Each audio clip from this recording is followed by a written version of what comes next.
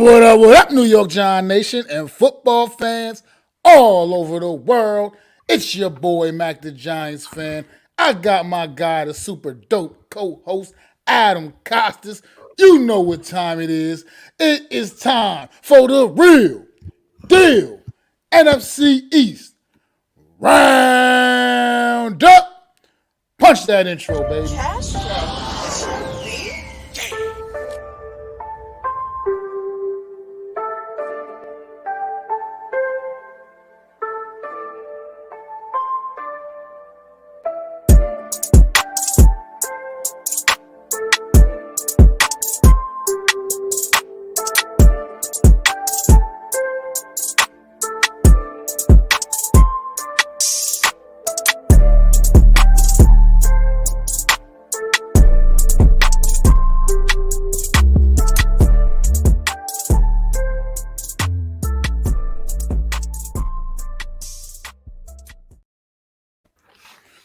Yo, what is going on? Good afternoon, everybody. Welcome to the Week 11 edition of the Real Deal NFC East Roundup. How you doing today, Adam?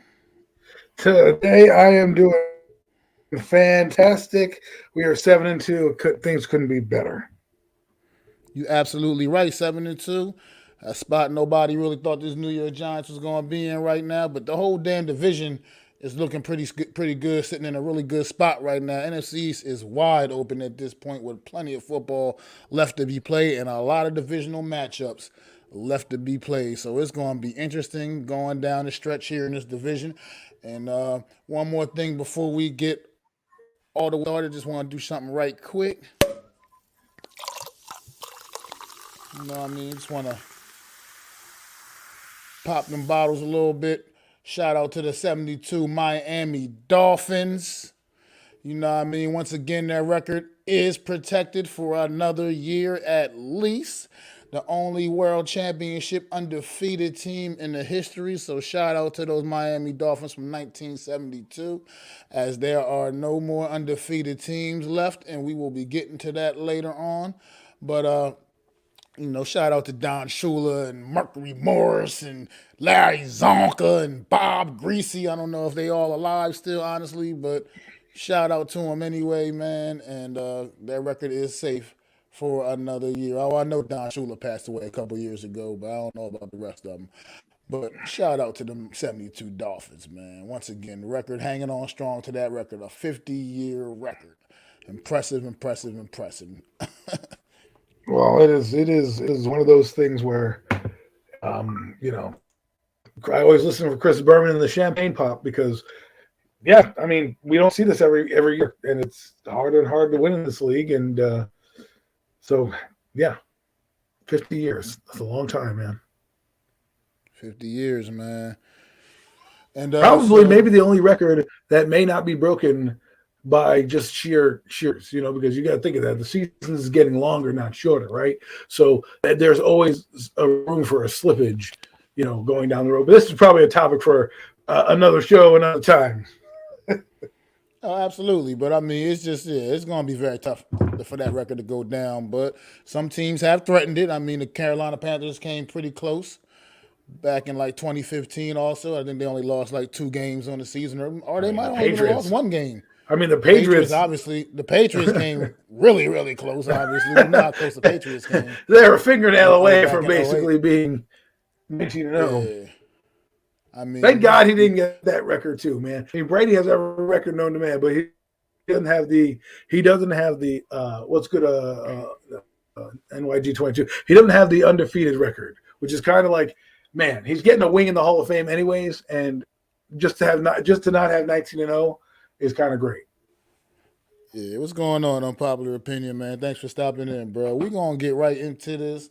Boom, boom. We're going to take it away. 1 o'clock p.m. on Sunday, the Houston Texans came to visit the New York Football Giants.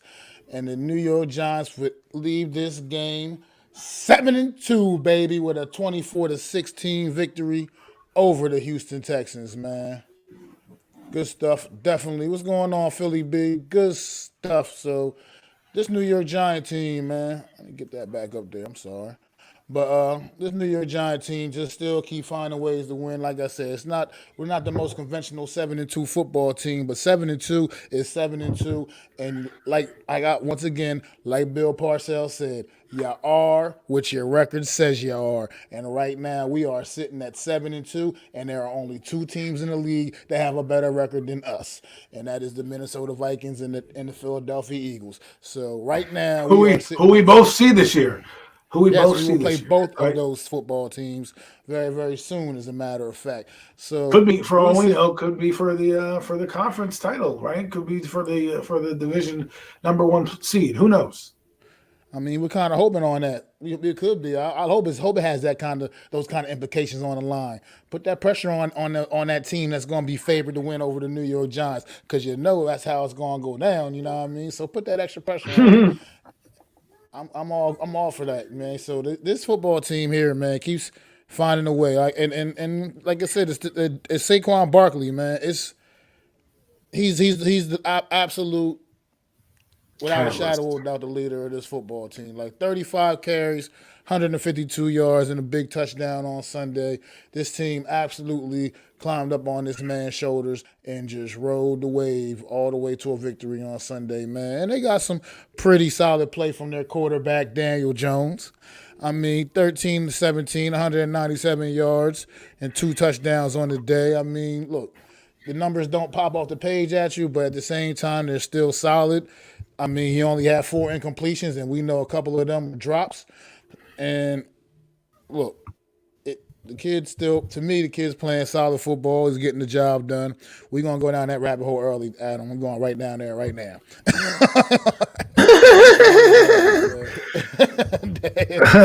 well, you may be going down the rabbit hole by yourself because, listen, look, I will get, just for the record, I will put it out there. He is playing decent football. Do I think it's the greatest football I've ever seen? No. Have I seen him play absolutely better? Yes. Do I think he's doing what's being asked of him? Yes. Is he doing it well? Yes. But there's a reason why he's not throwing interceptions. There's a reason why, someone threw a stat up at Twitter today, and Twitter is a deadly place to go to. I would not recommend going there, but someone threw something on Twitter where it was like, Josh Allen has 10 interceptions, blah, blah, blah. I'm looking at it like, well, why does Josh Allen have 10 interceptions? Ask yourself that question. What are they doing? They're throwing the ball. They're being aggressive. They don't give a damn about turnovers. The same things that we heard Brian Dable say about Daniel being aggressive early on in the season. Now, he hasn't turned the ball over, which is great, but he also had put it in harm's way as much. Whether that be the receivers or the play call, there's a lot of things that go on here. But, hey, he played a solid game. Again, I wish he still had over 200, but, if Kenny Golladay doesn't drop that pass, it's well maybe over has 200 if Ken Golladay doesn't drop it. There's no maybe. If Ken Golladay doesn't drop that one pass, he has well over 200 yards. Kenny Golladay would have had a huge play. Well, if we get into ifs and buts, if the DB tackles Darius Slayton, he doesn't go for a 54-yard touchdown. You're right. So, you're absolutely right. So, but that comes to the point. I always say, playmakers making plays for their quarterback, and that's what these guys do on these other teams. But at the same, yes, and that's why I said it's a solid game. There was a controversial throw that we'll make, and we'll get into Kenny Golladay in a minute and a few of the things. But since we're going down this rabbit hole, look, Daniel's an average guy to me. I'm going to try to be as unbiased and evil or whatever they say, because on Twitter Spaces, someone got into me. They're like, "Hey, Adam, you're the type of guy that hates Daniel. No matter what he does, you hate him." Da, da, da. And that's not true. I've liked Daniel up until now, but now he's playing at a level where we're like, all right, it's not like over the top great, nothing that we haven't seen before. It's like, hey, man, he's not fumbling and we're winning, so we'll be quiet. Meanwhile, at the beginning of the year, and I remember these conversations, we were all like, Daniel needs that 4,800 yards and 33 touchdowns and blah, blah, blah in order for us to keep him. Now he's winning games, and those are all quelled. So I'll leave it at that for now. The other thing I wanted to mention about Daniel is that this one throw I called it lucky, I think, on Twitter Space. And boy, did I get roasted for that. They were like, if that were Patrick Mahomes, you would be like, that's great. What are you talking about? Daniel Jones, you don't give him any credit. Like, dude, the dude had 3 guys in his face and was about to get crushed and threw one up to his receiver who happened to be in the area. He saw a blue jersey and threw it that way. Slayton, who, give him credit, actually almost dropped the pass, but he caught it, corralled it, turned around, realized there was nobody there, outdanced the rookie and raced up the sideline. So it's a moot point. But how I explained to people in the Twitter space what I thought the pass looked like is when you're in the NBA and you're running down court and your man pulls up for a 3-pointer, at the last second from 27 feet out, and you could have taken a better play, or the safer play was maybe just to live to see another day, right? But he takes a 28 footer, and you're like, no, and it goes through the net, swish, and you're like, oh, okay, great, and you run back down court. That's how I felt that pass was. It was like, no, oh shit, he scored. You know what I mean? Well, look, but see, here's where this is my thing with Daniel Jones. This is how I'm gonna approach this takedown, because I hear what you're saying, but that's all quarterbacks. All quarterbacks get those kind of plays off, and none are more scrutinized than Daniel Jones when he does it. When Daniel Jones does it, it's more looked at as just complete luck and everything else, and it is luck. That's definitely luck involved. But it's with all other quarterbacks is the same way. But nobody wants to look at it like that with other quarterbacks. What people are saying is when they were coming at you, probably I wasn't in the Twitter space and saying you wouldn't say that if Patrick Mahomes did that. I think what they really mean to really be like is just that sounded exactly like him. Nobody looks at it like that when it's Patrick Mahomes. Everybody just looks at it as another great play by Patrick Mahomes, and then that's it. End of discussion. Right. With Daniel Jones, every pass is so scrutinized. Every incompletion he throws is so much more scrutinized than any other quarterback in this league. And I mean any other quarterback. Right. Every single pass. It's like we look at every pass he makes, and it's like all quarterbacks have bad reads. All quarterbacks throw bad passes. Exactly. But when Daniel Jones does it, it's magnified, is what I'm getting at. It's just so much more magnified. Like, it's as if, like, nobody else does this except for Daniel Jones. And it's like, everybody does it. And I agree. And I agree with you. That's why I don't necessarily because people come at me on the phone too. They're like, well, that guy just threw a terrible pass. Why are you on? Because he's not my quarterback. It was a terrible pass for the Kansas City Chiefs. Yes, it was a terrible pass. But it's Patrick Mahomes. He's doing backflips in the end zone, and it works out. So I'm not as crazy about it. But I understand certain things come with certain players. Right? Daniel, to me, if you look at it, is a very conservative quarterback. He doesn't want to make the mistake. And sometimes him playing hero ball has led him to these interceptions. That's just a fact, right? So what I'm looking at it like is this. Like, look, he's played good. He also plays good against bad teams. That's been his MO his whole career. I need him to do this because my thing is this. If that pass happens against the Dallas Cowboys, is it a touchdown? I don't know if they're going to be out of position like that rookie was.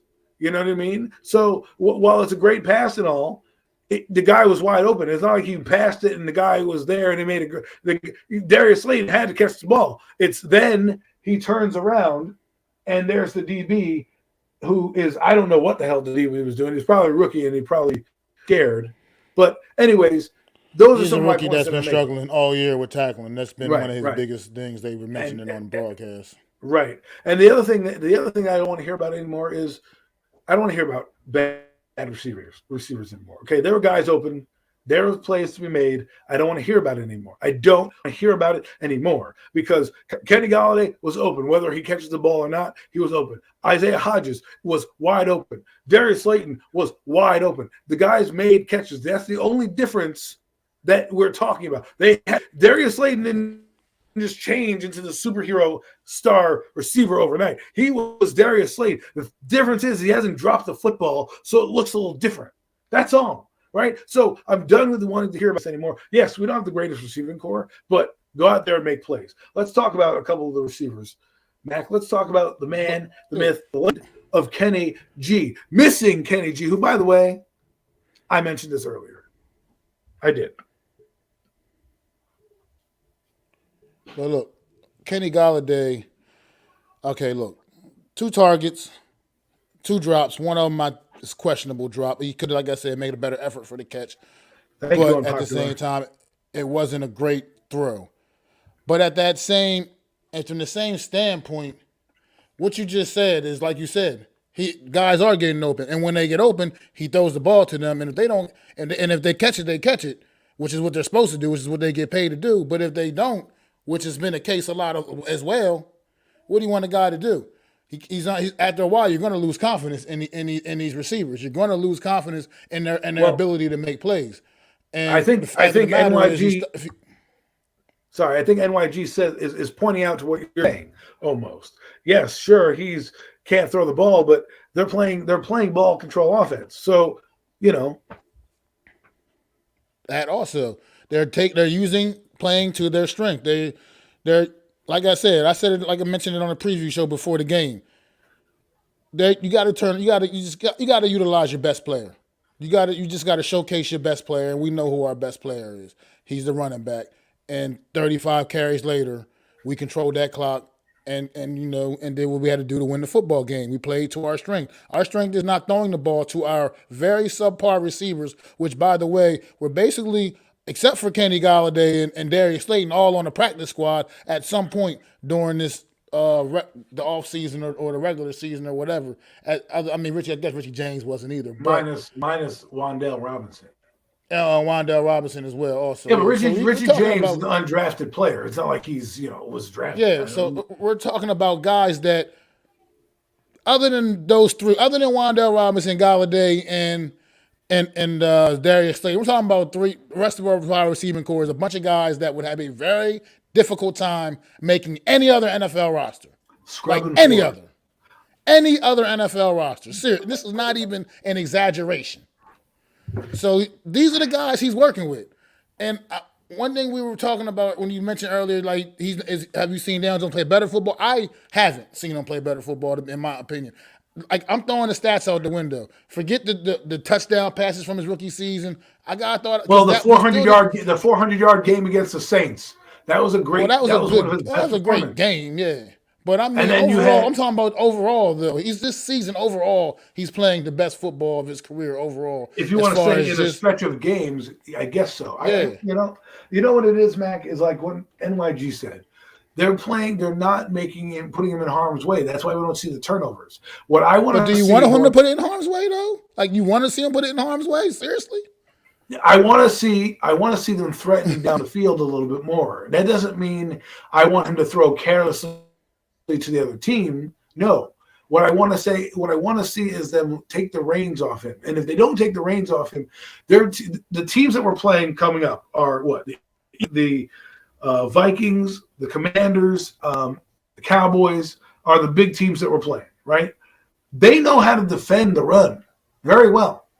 And they're going to challenge Daniel to open it up and say, hey, listen, beat us. We're not going to let you win with your legs, which, obviously he hasn't run that much in the last few weeks. And then they obviously are not going to let Barkley just destroy.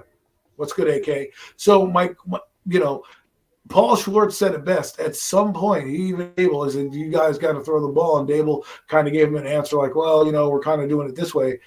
At some point in this league, you're going to have to throw it, because they're going to take it away. And if you don't trust your quarterback to put the ball it's not the quarterback they don't trust. I'm telling you, it's the receivers they don't trust. But Mac, the guys are getting that's what. But I'm saying the guys are getting open. So it can't just be one side and not the other, right? So, there's always this coin. I don't just believe that the receivers are that bad where it's every day. Slayton was open. Hodges, who we have no idea, got wide open. We're talking about wide open. We're talking about nobody around him. So the scheme is working to get these guys open. If you want to say they weren't making plays before, fine. But at the same time, there's times where Daniel was checking it down as well, right? Where he was like taking the safe route. And I don't know if that's him being told to take the safe route, or if that's him saying, I don't want to make a big play. Let me just take the safe play and go. Because against these other teams, they're going to challenge him. They're going to say, hey, listen, if you're not going to throw it downfield, we're going to come at you, and we're just going to let you do your dink and dunk, and stop you that way. Well, all right. That's okay. Look, I've also seen Daniel Jones drop back. Offensive line, we know offensive line is not obviously the greatest either, but they're better than they have been in years. I see him drop back sometimes. Good, clean pocket. He's sitting there. He's looking, and he's looking. And he has to either take off and start trying to run and scramble and get something, or check down because nobody's getting open downfield. If people was getting open, he'd throw the ball down there. But And he's sitting back they're there just scanning the field and looking. That's my point. but Our you receivers are look at not Kirk winning Cousins. enough on their routes. They're Look at not Kirk winning Cousins. enough on their routes. The play to Justin Jefferson, and I know what people are going to say. There's no Justin Jefferson on this team.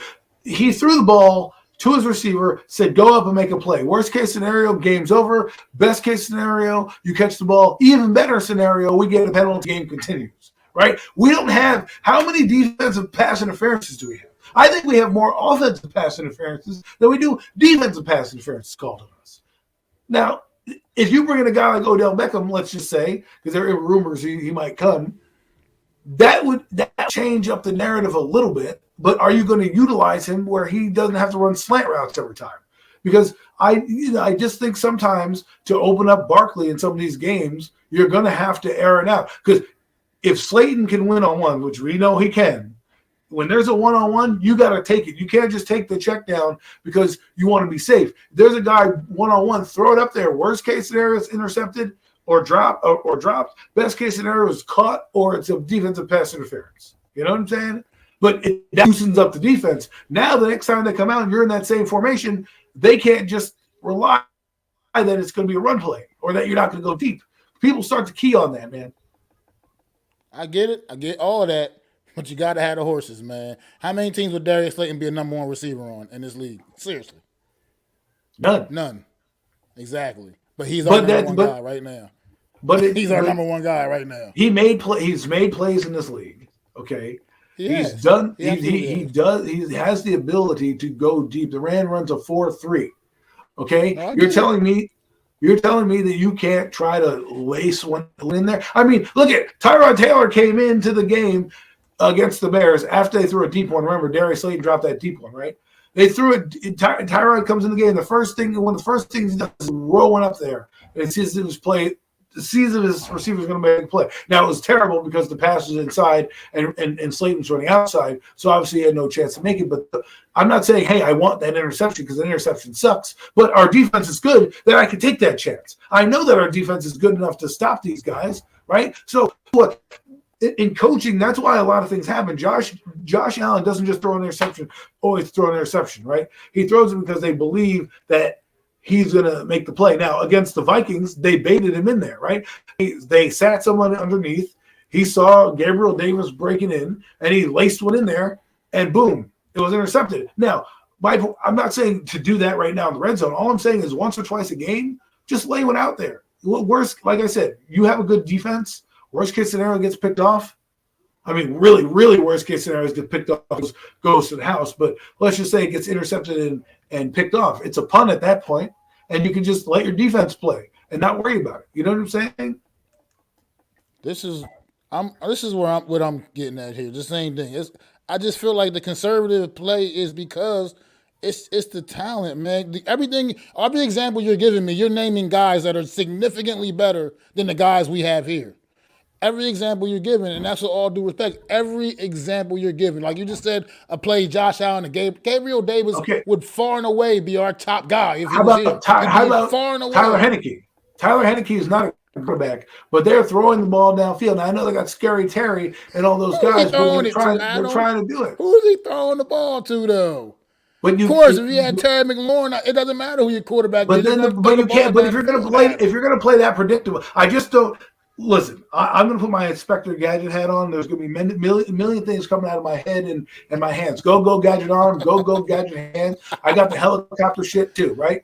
The thing is, I'm not just putting on the wide receivers. I think it's a bit. There's a bit of everything, right? Yes, you don't trust the wide receiver, but if it's open on the play, he could be Joe fucking Schmo. You got to lace it in there and see what happens. And if they do that same play again, lace it in there and see what happens. Make what happened with Kenny Golladay, make the coach make that choice. Because Kenny Golladay, $72 million, fucking drops 2 passes in his hand and rides the pine for the rest of the game. Guy named Isaiah Hodgins off the Bills practice squad comes in and has 2 catches for 44 yards. I think that's even more yards than Kenny Golladay has in a season. I mean, look, it is. It absolutely is, by the way. And but that's terrible. But okay, here's another example. What was Josh Allen's numbers gaudy before Stephon Diggs got there? Did he have gaudy numbers before Stephon Diggs got there? He did not. Did Tua is mentioned in the MVP conversation now? All of a sudden, they wanted to run this dude out of town just last year. Tyreek Hill's there. All of a sudden, Tua can throw the ball all over the damn field.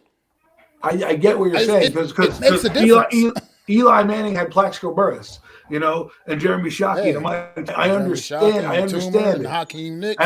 But the Patriots had David Patton and David Givens, right? And Brady wasn't good. Brady wasn't good that year. They won with scheme, but they still were able to throw the ball downfield and make things happen. All I'm saying to you is, even if your team is right, people are still going to make 3-point shots. You just got to take them. It's about the attempts, not necessarily who you're throwing it to.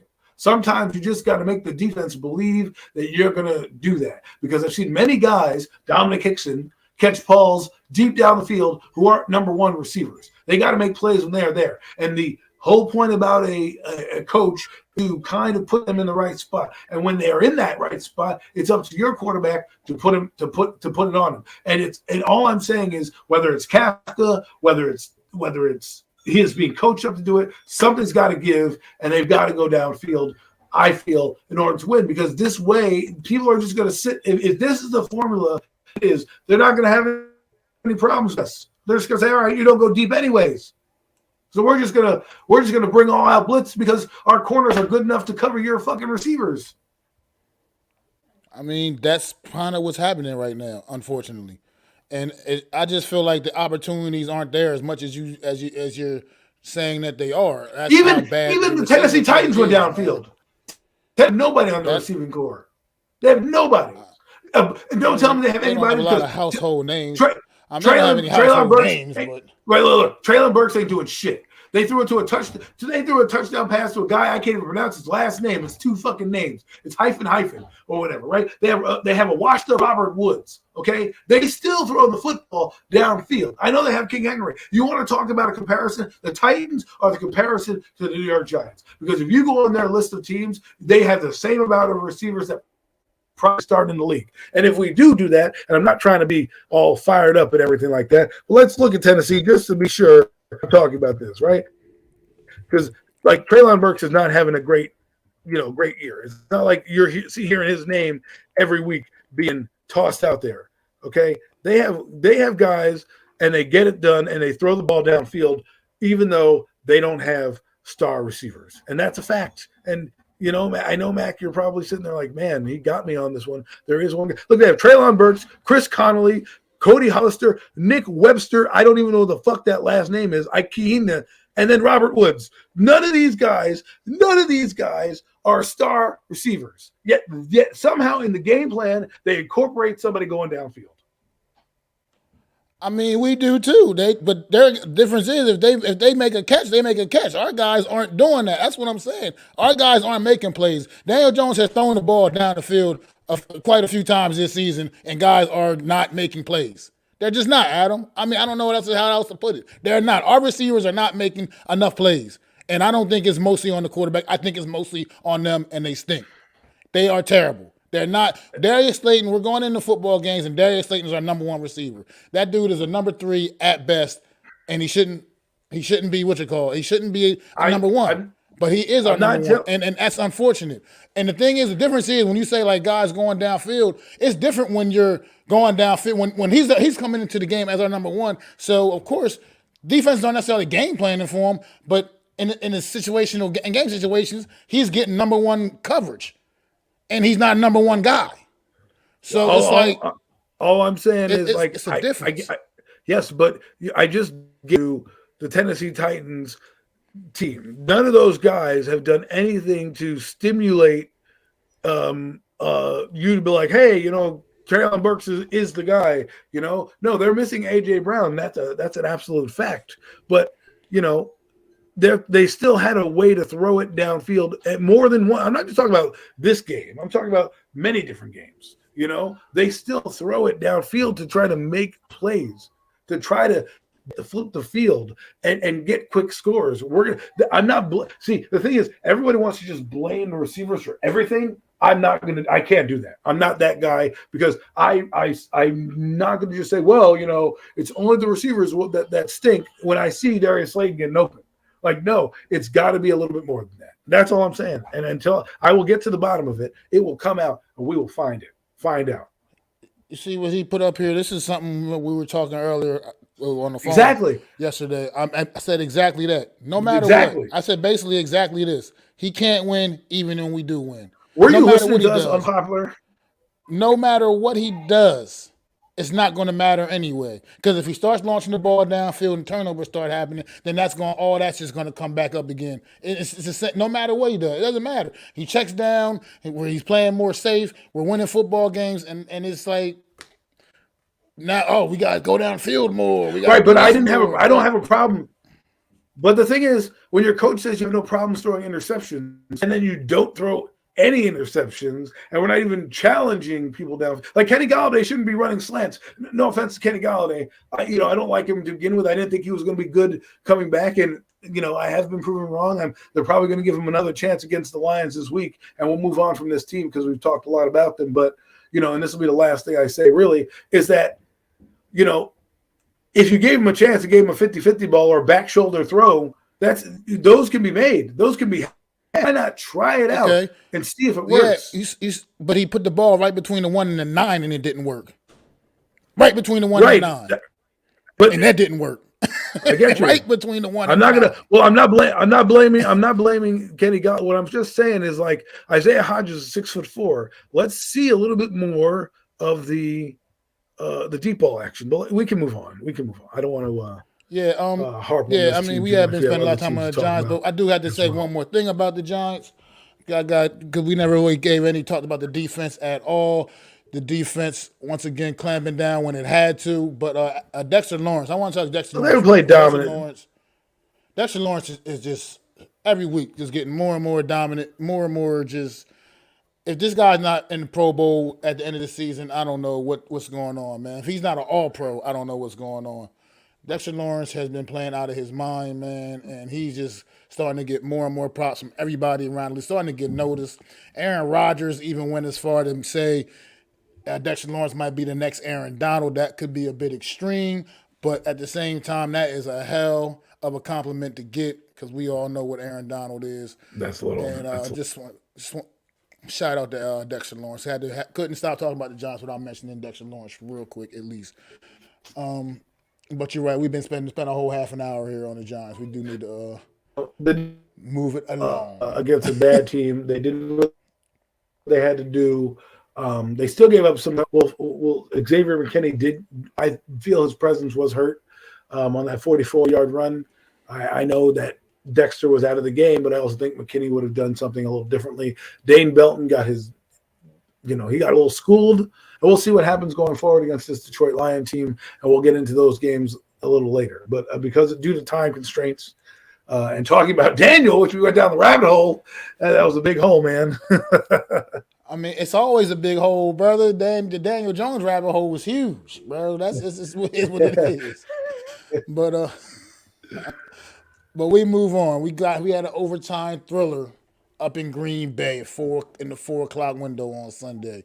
The Dallas Cowboys visiting the Green Bay Packers. The Dallas Cowboys visiting the Green Bay Packers, and it went into overtime, and the Cowboys came up on the short end of the stick, man. And this was a huge loss for the Cowboys as they're staring at the Vikings coming up this Sunday. They really needed this W, and this was a bad L, not a good look. The Green Bay Packers have been a mess. They were on a 5-game losing streak, I believe, and I don't think a lot of people had them beating the Cowboys, and I didn't think they really stood a chance either. But They got the job done, and it's good for the New York Giants to see the Cowboys take another L. You know, the Cowboys came out a little sluggish. They had a chance to win the football game late. They went for it, and instead of kicking the field goal, which might have changed the game, you have a decent kicker. So I don't know what Mike McCarthy was thinking on that play. There was a lot of controversy that happened with penalties and shit. And let's be honest, Aaron Rodgers had an Aaron vintage game, right? And Christian Watkins came of age, had 3 touchdowns. And I wouldn't be surprised if they beat the Titans, Green Bay, on Thursday night. I think they saved their season for a little bit. I don't know if they're going to make the playoffs or anything like that. I don't think that's really going to be the case. But you saw what happened. Now for the Cowboys, it's just kind of interesting to see. Like, because I thought their defense down a little bit. Their defense never seemed to clamp down when it needed to, and I think they lost their corner on the other side, and so losing that corner, you can clearly see that Aaron Rodgers took advantage of that, and they weren't the same. But I will say, Tony Pollard, he's back, man. He's pretty good. Dak Prescott threw a couple costly interceptions, but it's Dak Prescott. He kept slinging, and they were at the end. They made some costly errors in overtime. I thought they should have kicked the field goal instead of going for it, and. I mean, what's the worst that can happen? You miss it? Okay, at least you tempted. You didn't even get a chance to win the game. I agree with that. I didn't understand that whatsoever. But yeah, you mentioned Tony Pollard. Tony Pollard, man, people were trying to say this guy couldn't be a workhorse back. Well, he ran the ball 22 times on Sunday for 115 yards. This dude is looking like he is absolutely legit, and he may be taking over the majority of these reps from Ezekiel Elliott, regardless, when Zeke returns, regardless at this point, because this guy is looking like he's just too valuable to not put out there and not have out on that field. And he's just giving them a little bit more than Zeke's able to give right now at this point, and maybe Zeke's going to have to accept the role of being more the complement guy to Tony Pollard now. How do you see that playing out?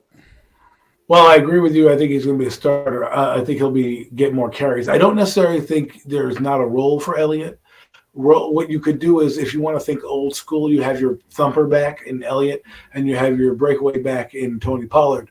I think they'll phase out Elliott as the starter, but bring him in for short yardage, get a blow. But they paid him a lot of money. They paid him a ton of money. So, Jerry and Mike, they're not, because of money, they're not going to not start him. So I see, the carry is going 50-50 with, sometimes you can wear down a defense with Ezekiel Elliott. And then all of a sudden, Tony Pollard comes in, fresh legs, and boom, hits a home run. We'll see what happens going forward. I think he's a better all-around receiver than Elliott. I think that's where they really, really need to start to feature him, is in the receiving game as well. So I think this season you'll see kind of a split, but then next offseason you'll really have to make a decision on what you're going to do. What's going on, Thomas, man? I know you still up there enjoying life after that Monday night game, man. We be talking about that in a few, bro. Big move, stay on, because we got some things we got to talk about there. Yeah, absolutely. But CD Lamb had his biggest game of the season. I'm pretty sure 11 catches, 150 yards on 15 targets. Now that's looking like a number one guy.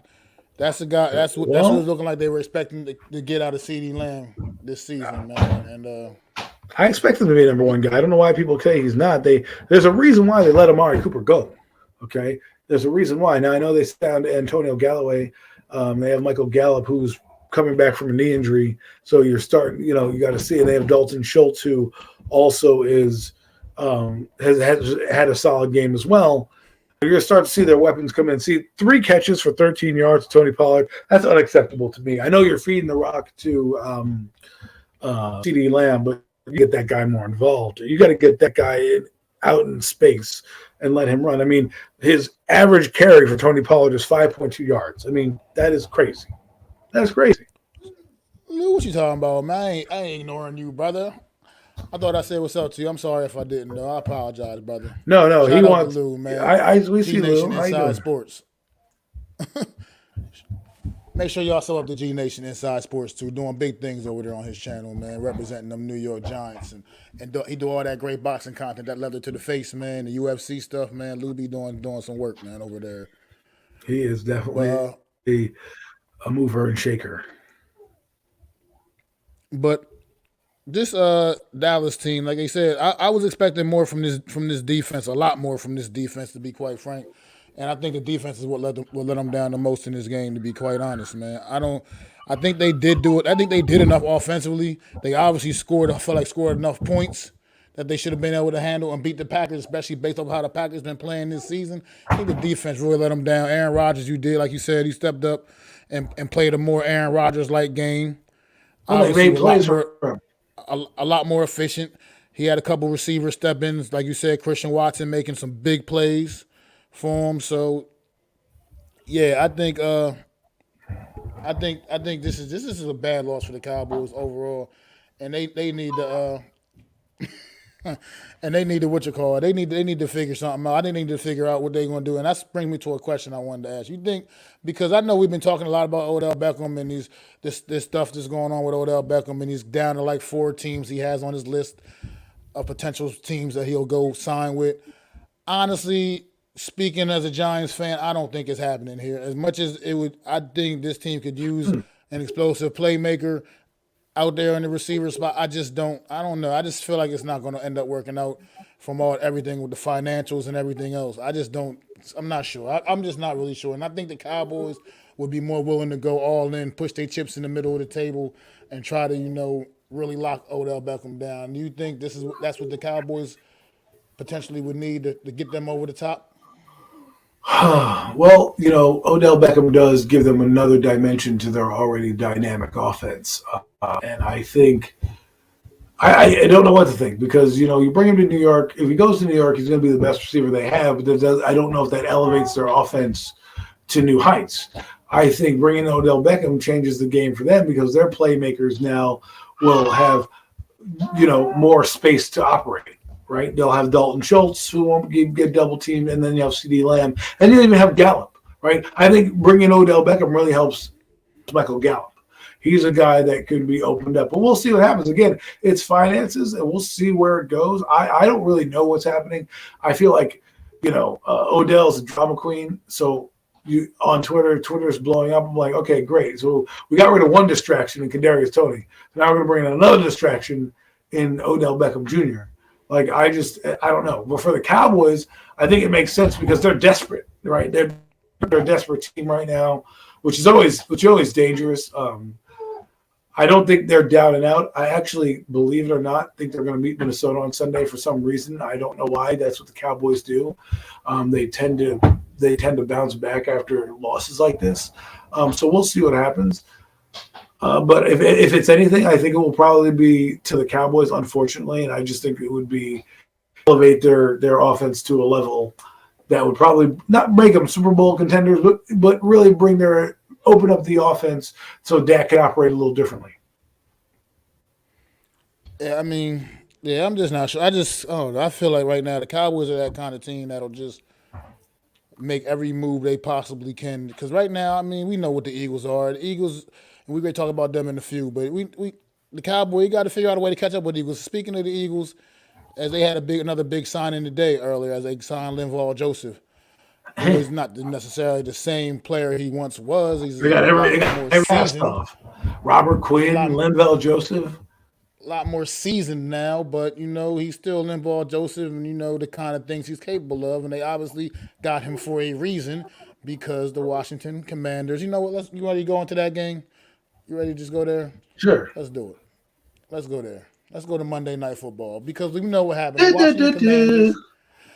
The Washington Commanders exploited the Eagles' biggest weakness. I've been saying it for weeks. I've been saying it bad in there all season. The Eagles, as good as they are, their one glaring weakness has been that run defense. Teams have the ability to run the football against the Philadelphia Eagles for whatever reason, and mostly especially with Jordan Davis being injured and not out there. So I'm thinking that they signed Linval Joseph to try to shore up that run defense after getting absolutely torched on Monday Night Football in the run game by a team that has not committed to the run all season. That's why I didn't think they were going to be smart enough to go in there and actually do what they needed to do to have a chance against the Eagles. But they fooled me. They fooled me. They fooled me. They went in there and put up a 152-yard effort against this Philadelphia Eagle defense on the ground, led by Brian Robinson with 26 carries for 86 tough yards, man. That kid was running hard and carrying people. And he was just, I mean, everybody was running hard on that team that on Monday night. They never wavered. They never went away from it. They clearly went in there with a game plan. They said, this is what we're going to do to this football team. We are going to run the football. We're going to run the football. We are going to continue to run the football. And that's what they did. And they gave him a big dose of it. It was a heavy dose of the run. 49 carries. 49 carries. I'm pretty sure Washington has not ran the ball 49 that many times all season, because watching their games, that's what I've been looking for, what this team is trying to do. They didn't seem to have much of an offensive identity, and they went in there with a clear-cut game plan, and they executed it on Monday night. Absolutely did. And it might have showed a little sign of weakness for the Eagles, but they're still sitting at 8-1.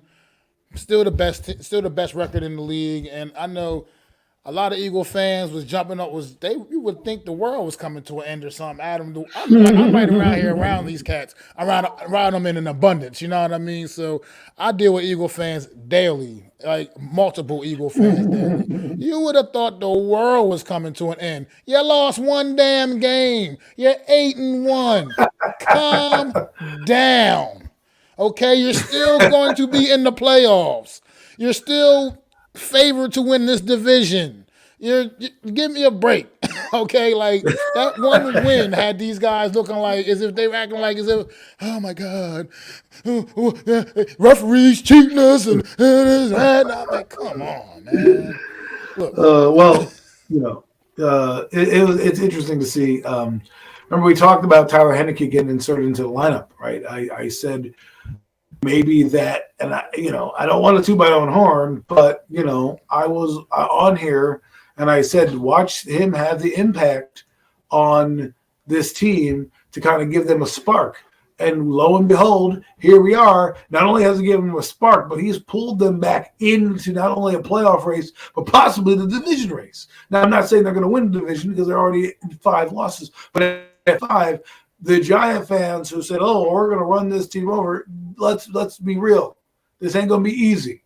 And know that they have some life, because these type of games are the type of games and seasons that give teams life. That give teams like, hey, we played Minnesota pretty well, and now we just beat the Eagles, right? We can hang with anybody.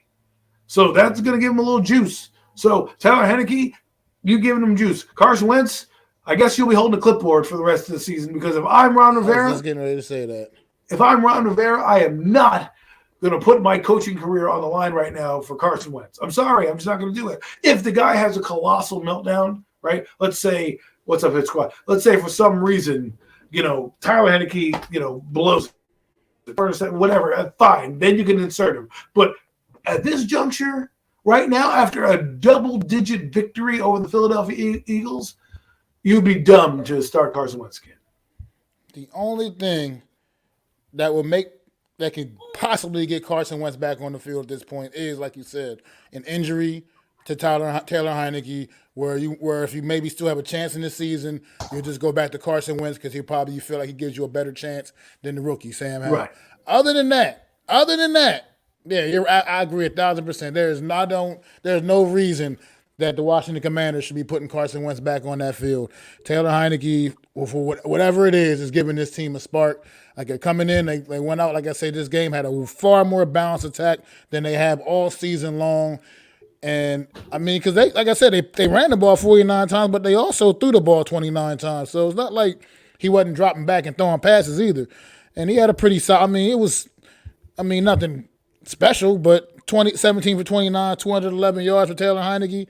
He did have the one interception, which ended up not hurting him too bad. But at the same time, yeah, he's playing solid. And what he's doing that Carson Wentz wasn't doing, and I'm saying thank you because for my fantasy to the fantasy gods, because Terry McLaurin is on my fantasy team and has been a little disappointing most of the season, is he's throwing the ball to Terry McLaurin. He knows how good number 17 is, and he's getting the ball to him down the field, and it's opening up the offense completely. So this Washington football team has completely transformed since Taylor Heineke has taken over the helm, man. And as far as all and everybody talking about this game with the Eagles and the Eagles Commanders game, and it's cheating, and they're saying the Commanders was cheating, the referees was cheating. Give me a break. You get bad calls in every game, every single game. You get bad calls. Yes, it was an egregious face mask that should have been called, but look, shit happens. Referees miss calls in every single game. It ain't just Eagles. You're not victims of that. You're not single victims of that. That happens in every game. It just does. Get over it. You lost one game. You'll be all right. You're still a talented football team. You still almost won this football game, even with that. That's not the reason you lost the game. That Quez Watkins fumble broke y'all back. Broke the Eagles back. Yes.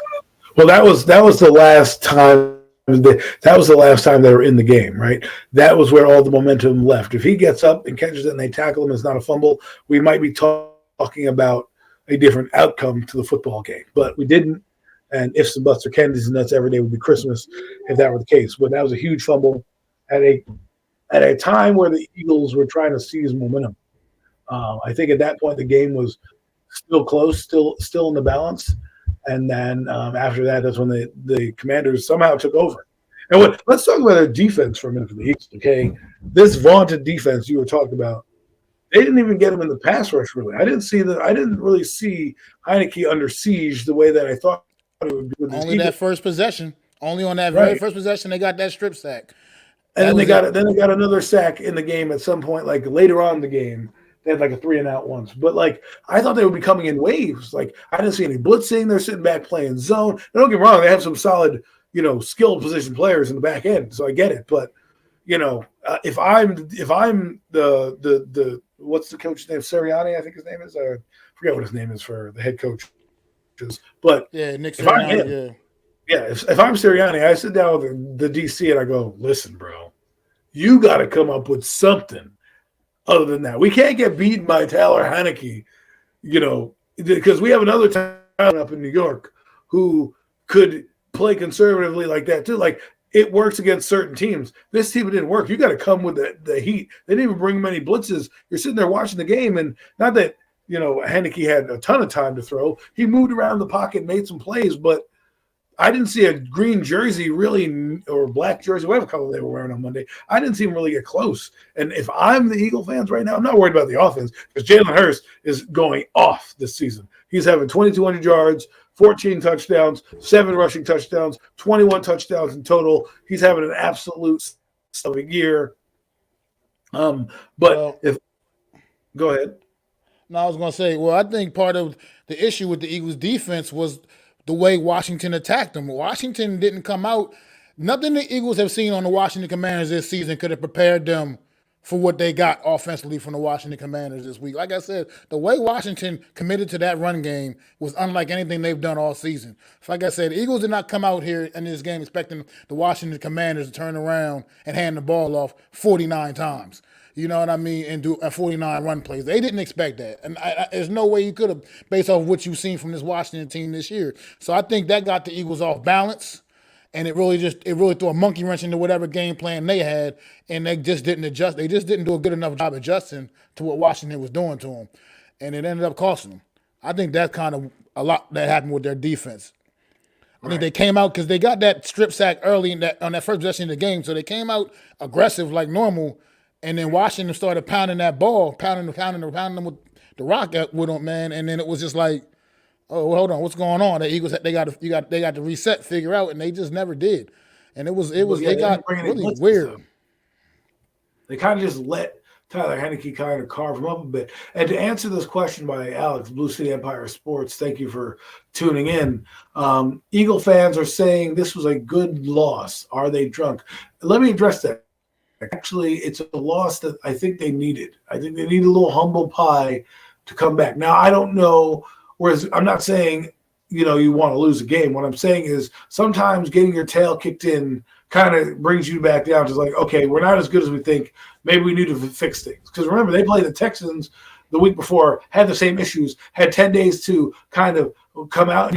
Because you're going to have to really put your ass to the fire and figure out what's going on. Because I don't necessarily think they're bad. I think they had a bad game, and let's see how they respond. The two teams we need to see who responds defensively are the Cowboys and are the Eagles, right? Because those two teams have been predicated on defense, and there's been times where their defense has been absolutely dominant. Jaguar game, Trevor Lawrence didn't know what side of the field he was on at half the time. There were so many players coming in. So I think they really got to reset, think this out. Linville Joseph is interesting. Even if he's a run plugger, maybe that helps him out, and maybe that helps them kind of slow down the run, because what they need to do is get teams in third and long to let their pass rushers out. But Hargraves was playing well. Fletcher Cox was playing well. So it's not like they weren't playing well. Just this game, it's not like the Commanders have the best offensive line either. I mean, let's be real. Their offensive line has been a patchwork at best. But they're winning. They do. But here's the thing with the Eagles is, does this game, man, does it kind of – hey, what's going on, Alex, Big Blue in the Bronx? Shout out to Big Blue in the Bronx, man. Shout out to Big Blue in the Bronx, doing big things over on his channel as well. Guys will be running WFN. Him and his brother. But look, here's the thing about this. I lost my train of thought. The Eagles. Teams that have been able to run the football on them have had the most success with them, against them so far this season. Teams that have been able to really establish that, because even though Houston came up short and they still ultimately lost the game, obviously, for a while they were in that game for a good bit of it, and it's because they were running the ball down the Eagles' throat. And we can go all the way back to even week one when they played Detroit week one, right? And Detroit, yes. When Detroit was absolutely running the ball down their throat. Detroit, once again, also came up short, but very much in that game all the way to the end, running the ball down their throat. Is this going to be something that teams can look at and going forward when they face the Eagles and try to exploit this weakness of this Eagle football team? Because the Eagles got some good running backs they're about to be facing off against coming up in these next coming weeks. Some really, really good running backs. The Eagles will be facing off with. So I'm just curious, can teams look at what Washington did and say, we may not be able to do it exactly the same way, but that seems to be the way you got to be, because you run the football, you grind, you run the clock out, you run that clock down, and you keep that explosive offense off the field. That seems to be a recipe for success against the Philadelphia Eagles, man. And it's looking like Washington's the first one that was able to actually get the W. But like I said, other teams that have shown the ability to run the football on them also have had some success against them. Just haven't been able to get the W. Let's see what they do if they adjust and try to make some adjustments going defensively to see that one. One is Linville Joseph. The other thing I want to say is that they remind me in the mid 90s, mid to late 90s, early 2000s, where that's what they would do, is they would just outscore you and then let Robert Mathis and Dwight Freeney run off the field and attack you. That's what the Eagles do, right? When they get you behind and you have to pass your way back into the game, the Commanders did not do. The Commanders did not weren't ever in trouble in terms of what they were doing. They weren't ever like, hey, when they didn't convert, right? The Eagles defense came up, but when they were in like second and short, third and short, it didn't allow the pass rushers to go. And I think, like you said, how did you stop that Colts team? By keeping Peyton Manning off the field. How are you stopping this Eagles team? By keeping their offense off the field. Let's see if the Philadelphia Eagles can figure out how to move forward knowing this. Because guess what? It's going to be a media talking point from now on, right? And because they lost after winning, it's going to be glorified. So this game coming up for them is huge on Sunday. I absolutely agree, man. And Do you think the Washington Commanders can build some momentum, man, going forward the rest of the season? As you know, they're still sitting in fourth place in the division at 5-5, I believe they are, or Yes, four, or at five and five and five. Yeah. five. Yeah, 5-5 sitting there, and they still. But that's, I mean, there's still plenty of games, plenty of football left to be played, and they can still make a move if they can get on a run, man. You think they have what it takes to potentially turn things around? I'm going to say they're going to play the role of spoiler in terms of like beating teams they unexpectedly to beat. Maybe their win total goes from 7 to maybe 8 games, but I don't think they're going to be. I think they'll carry the momentum and be a feisty out. Look what they did against Minnesota.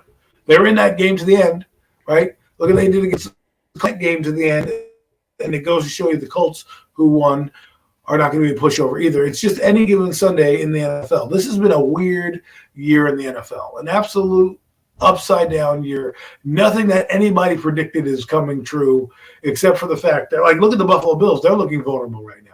Nobody thought Miami was going to be as good as that, right? So there's a lot of stuff that's going down. But I do believe, if I'm a Commander fan and a Commander player, we have a pulse now. We have a pulse. Our season is not over, not by a long stretch. You don't think that they're going to be like, hey, we can beat the Giants? You know, we're not afraid of that team who has no receiving core and Daniel Jones is their quarterback. You don't think they're going to be scared of the Cowboys again, who just lost, saying, hey, listen, maybe we can put against them.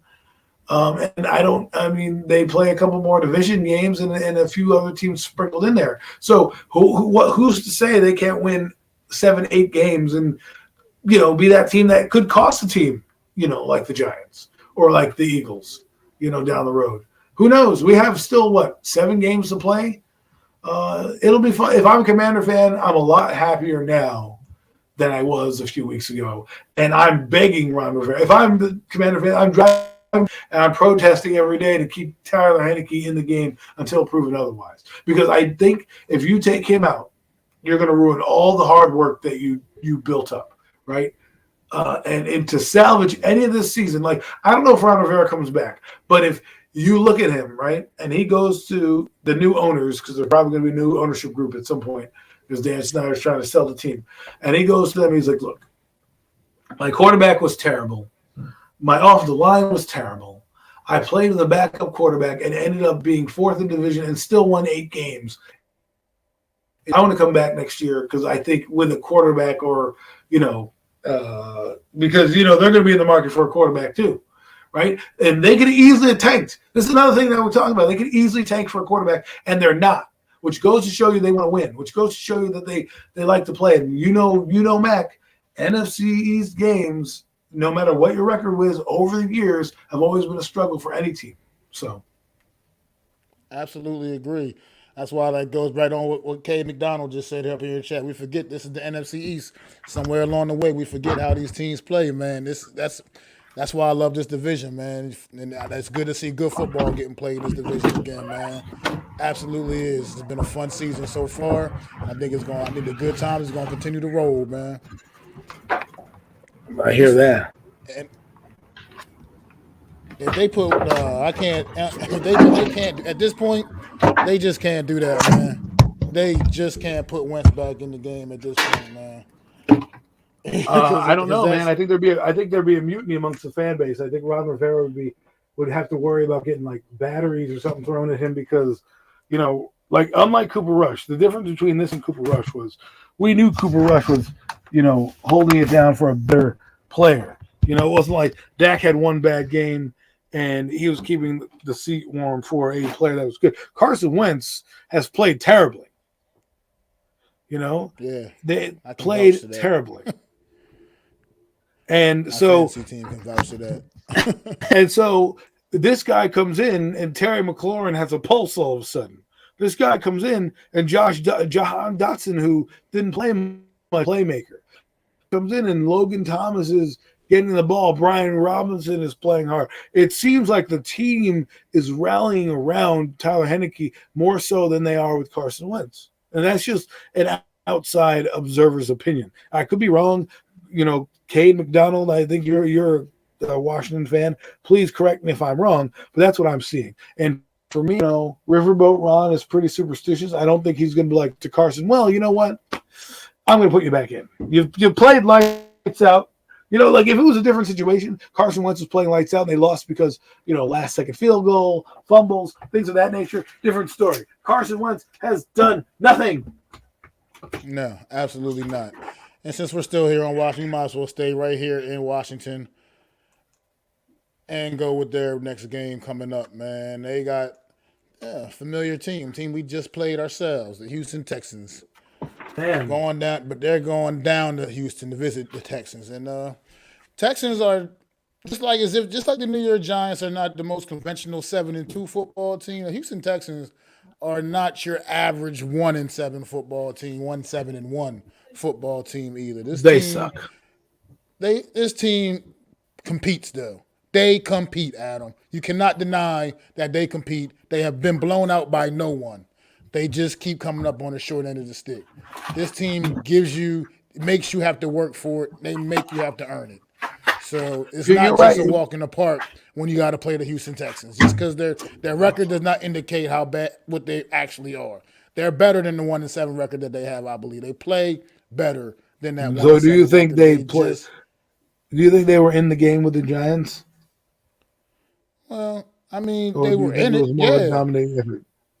It wasn't a dominating effort by no means. I mean, Giants had to lead the whole game. I get that, but they got back in. They got put themselves in position a couple of times in that game to make things happen, and the Giants stepped up and did what they had to do and clamped down on them. And that's kind of been the story with Houston. I mean, Dameon Pierce had a solid game again. Had a solid game against the Giants. He had a great game against the Eagles. They're just coming up. I think this team was another offseason or two away from being a legitimate good football team going forward. I mean, they go out there and compete.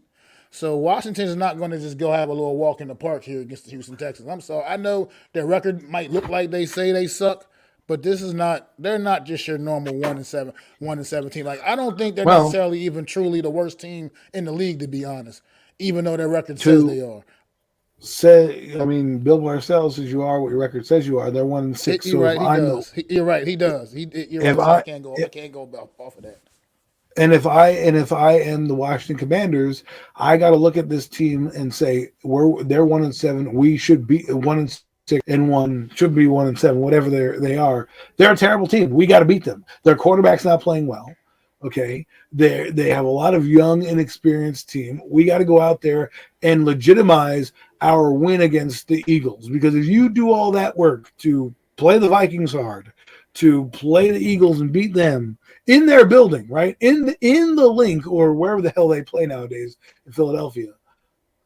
Thank you. You can't Houston and then go and be like, oh, well, they're one. No, this is a team you should beat. And Mac, I want to agree with you that they're competitive, but they're an NFL team. They're not Appalachia State. So yes, they're going to have some playmakers out there that do things to help them win football games. And will they sleep on them? No, I don't think they will sleep on this team. But do I think the Texans are going to do what the Texans do best? Make mistakes, turn the ball over and do those type of things? Yes. So I think the Washington defense is going to step up a little bit. I believe a game like the Eagles is a confidence booster where they're going to go down there and they're going to say, listen, we need to get our 6th win here. We need to win these games because the Washington has a shot to win some of these games, right? I don't know. Let me check their schedule. But they have Houston this week. They play Atlanta. Okay. They play Atlanta the weekend of Thanksgiving. Okay. So that's right there. They could easily win a couple games. And then they play the Giants the following week. So if they come into that game at 7-4 or 6-6, against the Giants, and they could easily be 7-4 because the Falcons aren't that great. We're talking about a different game. And they play the Giants after they play the 49ers. So they can play the Giants at home, lose to the 49ers, and then play the Giants again. And that team could have eight wins, and then they play the Browns and the Cowboys to finish it out. There's no saying that this team can't win 8 or 9 games out of their remaining schedule. So for me, it starts this week for the Washington Commanders. You beat Houston, and then you go into Atlanta with 6 wins. And let's say Atlanta, I don't know who Atlanta's playing. Well, let's say the Falcons lose. Let's say the Falcons have some trouble.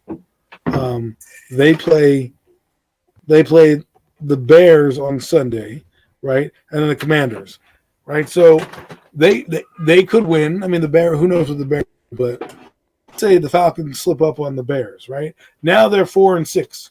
You're now 6-4. That's their game. You need to go out there and win, and beat, and pose your will on, and get to 7-4. And then that Giant game becomes a battle of teams who have, the Giants could be 8-3, the Giants could be 9-2. It's going to be a big game. So if they win on Sunday, it's going to turn everything around. And if I'm the Commanders, I got to go in and win this game. Well, you know me, I like to do the little devil's advocate thing, and I'm gonna think. I honestly believe this is this is not being. It's all the Mad Elf. It's all the Mad Elf he's drinking, folks. That's what it is. This is just me, or my honest opinion of this Washington football team and things we've seen from them this year. Coming off a big, huge, emotional win on Monday Night Football against division rival the Eagles in Philly. Short week. Going down to play a 1-7-1. 1-7-1. Yeah, that's their record. 1-7-1 football team in the Houston Texans in their home stadium. A team that their record says 1-7-1, but like I just mentioned, this team plays a lot harder than a 1-7-1 football, than a 1-7. You would expect a 1-7-1 football team to play. I think the Houston Texans get over that hump this week and beat the Washington Commanders on the short week. Wow. And get that W against the Washington Commanders on their home field. I absolutely see that happening because that's just the way this season's been, man. I don't even know any other way to put it other than I don't even have any other real sound logic other than that's the way this season has been. It's been like that. Wow. And this Houston Texans team, the way they play, they're bound to beat someone again. They're not just going to finish this season with just the one win. I just don't see it happening. Not the way they go out there and compete every week. They're going to beat somebody else, and I think it's going to be this Washington Commanders team on Sunday, man. I really believe that. Like I said, folks, he's drinking the Mad Elf. I saw him in Wegmans the other day, and so the Mad Elf may be going to his head a little bit because I am not picking Houston to win damn near anything. And if we come back on here on Wednesday of next week, which, by the way, Wednesday of next week's show will be starting at a special time of 3:30. But we'll let you know. We'll nail down the details next week due to the holiday season coming up. But if the Washington Commanders, I agree with what you're saying. Someone said trap game. I don't think it's a trap game. The reason I think this game is a trap game because the Giants play a lowly Detroit team and then go to the Cowboys. They play Atlanta after Atlanta after Houston. I don't think it's a trap game. I think they need to figure out how to beat this team. They played two teams pretty good back to back, right? Let's look at the Commanders so far. They played the Colts. They won them on a last-second win there by a point. They lost to the Vikings by 3, which kind of gave them the confidence to say, hey, we can beat them. And by the way, they haven't lost a lot of games. The only blowout they've had recently was to the Eagles and to the Cowboys early on in the season. Outside of that, they've won by, a few points here, a few points there, or lost by a few points here, or a few points there. So I think they're going to beat Houston. I mean, they should. I agree that they should beat Houston. I think this is that week Washington has that letdown coming off. Like I said, sometimes you get those big wins. That was a huge, huge victory. I'm sure you watched the game in the entirety. After they won that game, you would have thought they won the damn Super Bowl the way those guys was carrying on. And again, it was a big win. It was a big win. But I just feel like sometimes after big wins, I think you're giving the Houston Texans too much credit. I don't think so, man. I've watched this. I've actually seen this team a lot more than for some reason this season, and I don't even really understand why. But I've seen a lot of Houston Texans football this season for some reason, and Because they they play the compete. NFC East a lot. Oh, okay, that's probably exactly why but they compete. They compete, man. They like they remind me of us because they obviously you look down their roster, you don't see the talent, and they just can't quite get over the hump. Where we are getting over the hump, we're finding ways to get the job done. If you look at the way their Well, roster's I think they're constructed, going. I think they're going to go on a streak. I think they're going to go on a win streak here with Tyler Heineke. I think they, you don't. I get what you're saying with the emotional toll, but a win like this for me, kind of, we're 4-6 or something like that, or 4 or 3 and whatever. I'd be like, all right, whatever. It's a fluky game. It doesn't really matter. But you have a chance to get back into the playoff race. If Ron Rivera doesn't figure out a way to get his team ready to play this game on Sunday, you might as well give him his pink slip if he loses against Houston. You might as well fire him there on the spot. I know I would. I'd be like, you beat the Eagles, then you come back and lose to this team. but we've seen it before, man. We see things. I mean, like I said, the way this season has been, I don't know. I can't. I don't. It's hard to. I can't even call it the way this season has been, man. There's been so much weird things going on this year, man. Throughout this whole season, I mean, teams that are supposed to be good are bad. Teams that are supposed to be bad are good. It's just been a wacky season. It's been a fun season, man. I don't. But I just. Well, I wouldn't be completely. I definitely wouldn't be shocked if the Houston Texans take care of Washington on Sunday, man. On their down, like I we'll said, find down there out. in Houston, on their home field, running right behind Damian Pierce, man. I see Damian Pierce going having a huge game, and Washington just not being able to respond. I mean, I get it. Davis Mills has been a turnover machine. He hasn't been playing good football, and he has been kind of holding that team back a little bit. But I'm sorry. I just think that this is a setup. This is a game right here where Washington coming off this big win on Monday night on the short week, having to fly down to Houston, it could literally go down there and get surprised, man, and take a L, man. I can see it happening, and I think it's gonna happen. But that's just my humblest of opinions. we That's we the Mad will. Elf speaking, people. If he comes back on Wednesday and that team has lost, I will ask how many Mad Elves did you have on Sunday, because, I'm not drinking that juice. We will. We're gonna move on to another team that we were just talking about here, the Philadelphia Eagles, and they are going down to Indianapolis to play the Colts. And we were just talking about, did Washington lay out a blueprint for what to do against the Eagles? They've inserted Matt Ryan back in their lineup. Thought If they you were tell going me to they're go going with. to lose to the Colts, I'm walking off set.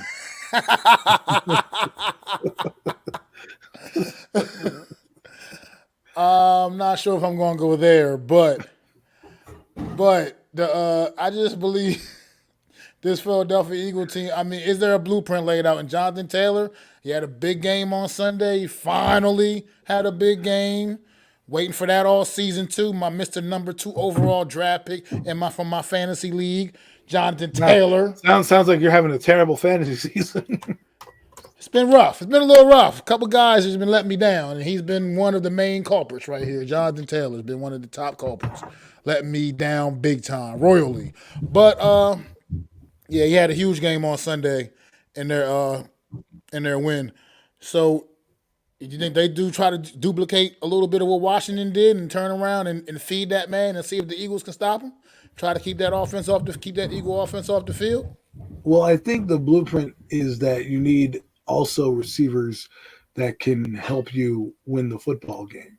Because I think what's going to happen is the Eagles are going to play the Colts and be like, all right, well, your quarterback, I have no idea who he is, right? So, let's be honest, I don't think he's, the greatest guy. So I think what they're going to do is they're going to be obvious. They're going to try to stop Jonathan Taylor, and they're going to force this quarterback, who I have no idea, again, what his name is, to see if they can win. Now, if they win this game, then we'll say the Eagles have a problem.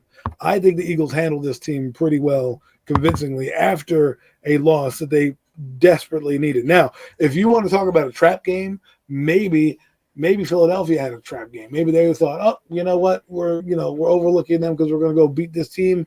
Who knows? Maybe they got a little high and mighty because you're 8-0 and you're playing a team that was desperate. I don't think they come out and lay an egg this week. I think they come out and I don't think they'll shore things up, but they're going to see the same performance. Jonathan Taylor may have 100 yards, but they're going to win the football game. Well, if that comes true, Coles Cowboy, and the Colts do find a way to win this football game, after the meltdown Eagle fans had this week, after their first loss, I can only imagine what would happen next week if they lost to the Colts. But I don't see the upset happening this week. I think the Eagles do absolutely take all that frustration from this L out on the Indianapolis Colts.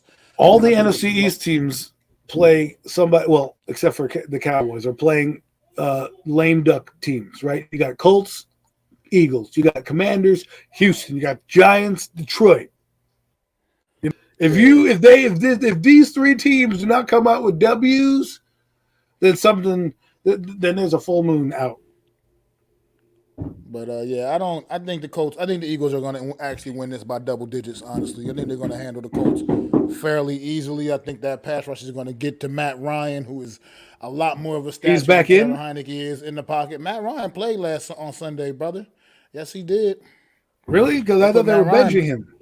No, they put Matt Ryan. Matt Ryan played on Sunday. He started and played the whole game on Sunday. Oh, well, that's news to me. Because, I guess that was Frank Wright at the one point. And Jeff Saturday's like, I ain't going down with you. I ain't going down with you, kid. Well, yeah, Jeff. Jeff Saturday made that call. But, yeah, Matt Ryan played on Sunday against the Raiders, 21-28, 222 yards and a touchdown pass. So, he played pretty damn well, too. And like I said, I talked about Jonathan Taylor. So that's a different story then. If they had that backup quarterback that I thought who played against Washington, right? The guy that lost the Washington game was the backup quarterback. If they play that guy, they're definitely going to lose. Now, I'm not saying Matt Ryan is going to be a hell of a difference, but he might be able to do. He might be able to read a defense or a coverage differently, or change a play out of an audible more so. I know people say that he's washed, and I don't know if he's washed or if the offensive line not playing up to par. Again, it's one of those things where we'll find out. Expected to have a much better offensive line, expected to have a much stronger run game than they have had. So that's kind of been probably some of Matt Ryan's issues too in this offense this year. But that's what I was saying. I think that's what I think is going to end up happening in this game. Matt Ryan is pretty much a statue at this point in his career, and he needs to be protected back there. And I don't think they're going to be able to hold up against the Eagles' pass rush, and that's ultimately what's going to cost them this football game, I believe. And like I said, I got the Eagles winning by double digits. I think, like I said, coming off a loss like that on their home field, I think they're taking all that frustration out on the Colts. I just can't imagine anything less. Well, folks, I haven't been drinking the Mad Elf, so I'm definitely going to pick the Eagles in this game, and I hate picking the Eagles for anything. But, you fool me once, shame on you. Fool me twice, shame on me, right? So I'm not getting one. I don't care. I think the Eagles come out and really want to make a statement after this game. And unlike what Max said about Washington, I think Philadelphia is going to really, really put a hurt on this Colts team. I definitely agree with that. I think the Eagles win this going away, man. Not even a competitive football game. Not even a competitive game. So, I guess we can move on to the biggest matchup in the division this week. Within the division for the Dallas Cowboys going to Minnesota to take on the 8-1 Minnesota Vikings. This is the game where I'm drinking the Mad Elf. This is the game where I'm drinking the Mad Elf. And yet the Cowboys are 1.5-point favorites in Minnesota. Riddle me that. Riddle me that, because I'm taking them. I'm taking the Cowboys to beat Minnesota. You heard it here first. Upset of the week is coming on Sunday. I don't, because the thing is this. I'd rather play the Cowboys off a win than an L. Because come Thanksgiving, if they lose 2 in a row, those boys are going to be ornery as a mother. And I'd rather have them win. And I just, something about games like you want to talk about an emotional game. How about an overtime game. Both teams played overtime game. Both teams played a team that was scrappy. The Buffalo Bills are arguably the best team in football right now. Their record doesn't indicate that, but many people think that they are. And they beat them, and they beat them in a way where you're like, wow, Minnesota. Oh, there it is. He's drinking one right now. Oh, ladies and gentlemen, I saw those. They're a little out of my price range right now. I saw them for like $16.99. I'm like, damn. You get yourself drunk off a couple of those and you're good to go. But I am drinking the Elf right now because Cowboys, for some reason, I never picked the Cowboys, are going to win this game on Sunday. Call me crazy, riddle me this, but I'm sure Mac is going to be wrong about the Commanders, and I'm going to be wrong about the Cowboys. I mean, I just think it's obviously the Cowboys can go in there, and this seems like almost the setup perfect. The Cowboys lose to the Green Bay Packers, then you'll go to Minnesota and get a W. It could happen. I'm not so sure, man. Minnesota is just playing out of their mind right now. They are legit Super Bowl contenders. They are playing out of their mind. Justin Jefferson, if it wasn't for a guy named Tyreek Hill doing crazy things down in Miami right now, it'd be no question that he'd be the best receiver in the league currently right now. But Justin Jefferson had that amazing catch on Sunday. He's just making plays all over the place, man. Kirk Cousins is playing with supreme confidence right now.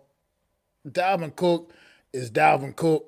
I just don't know, man. If Dallas is going to have what it takes to go in there and get the job done in Minnesota but it is in a dome. That's the thing about Minnesota, man. Like, if Minnesota's the advantage they could have if they played in an outdoor stadium would be insane this time of the year. Oh my God, they did that one year, and I'm like, why would I want to go to that city in the middle of the winter, in the middle of November, cold as shit? Like, they're going to be cool, calm, and collected. They play in a dome. It's going to be a fast track. It's going to, the Cowboys have some fast players, and they play in a dome as well, or I don't know what the Cowboys have, like a half roof or some shit, in Jerry's world up over there. But I don't know, man. This is the type of game the Cowboys seem to figure out.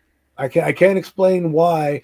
I don't probably have any valid reasoning other than I probably bumped my head along the way somewhere, and I go with my gut on a lot of these things. That's why when you people tell me about Daniel Jones, it's not coming from a place of what I'm not seeing. I see that he's playing better. When my gut is telling me he's not the guy, my gut is telling me, and it could be wrong. It's been wrong here and there. It's not always perfect, but it could be leftover. For all I know, it could be leftover chicken parm that's not settling right. It could be whatever. Who knows? But I just feel like the Cowboys are. I don't know why I feel they're going to win, but Minnesota is going to have. You think Minnesota has like a letdown here this week against the Cowboys? Because I mean, to me, I'm still not even understanding how the Cowboys are favored here. I just don't get it. On the road against an 8-1 football team that's playing very, very good football.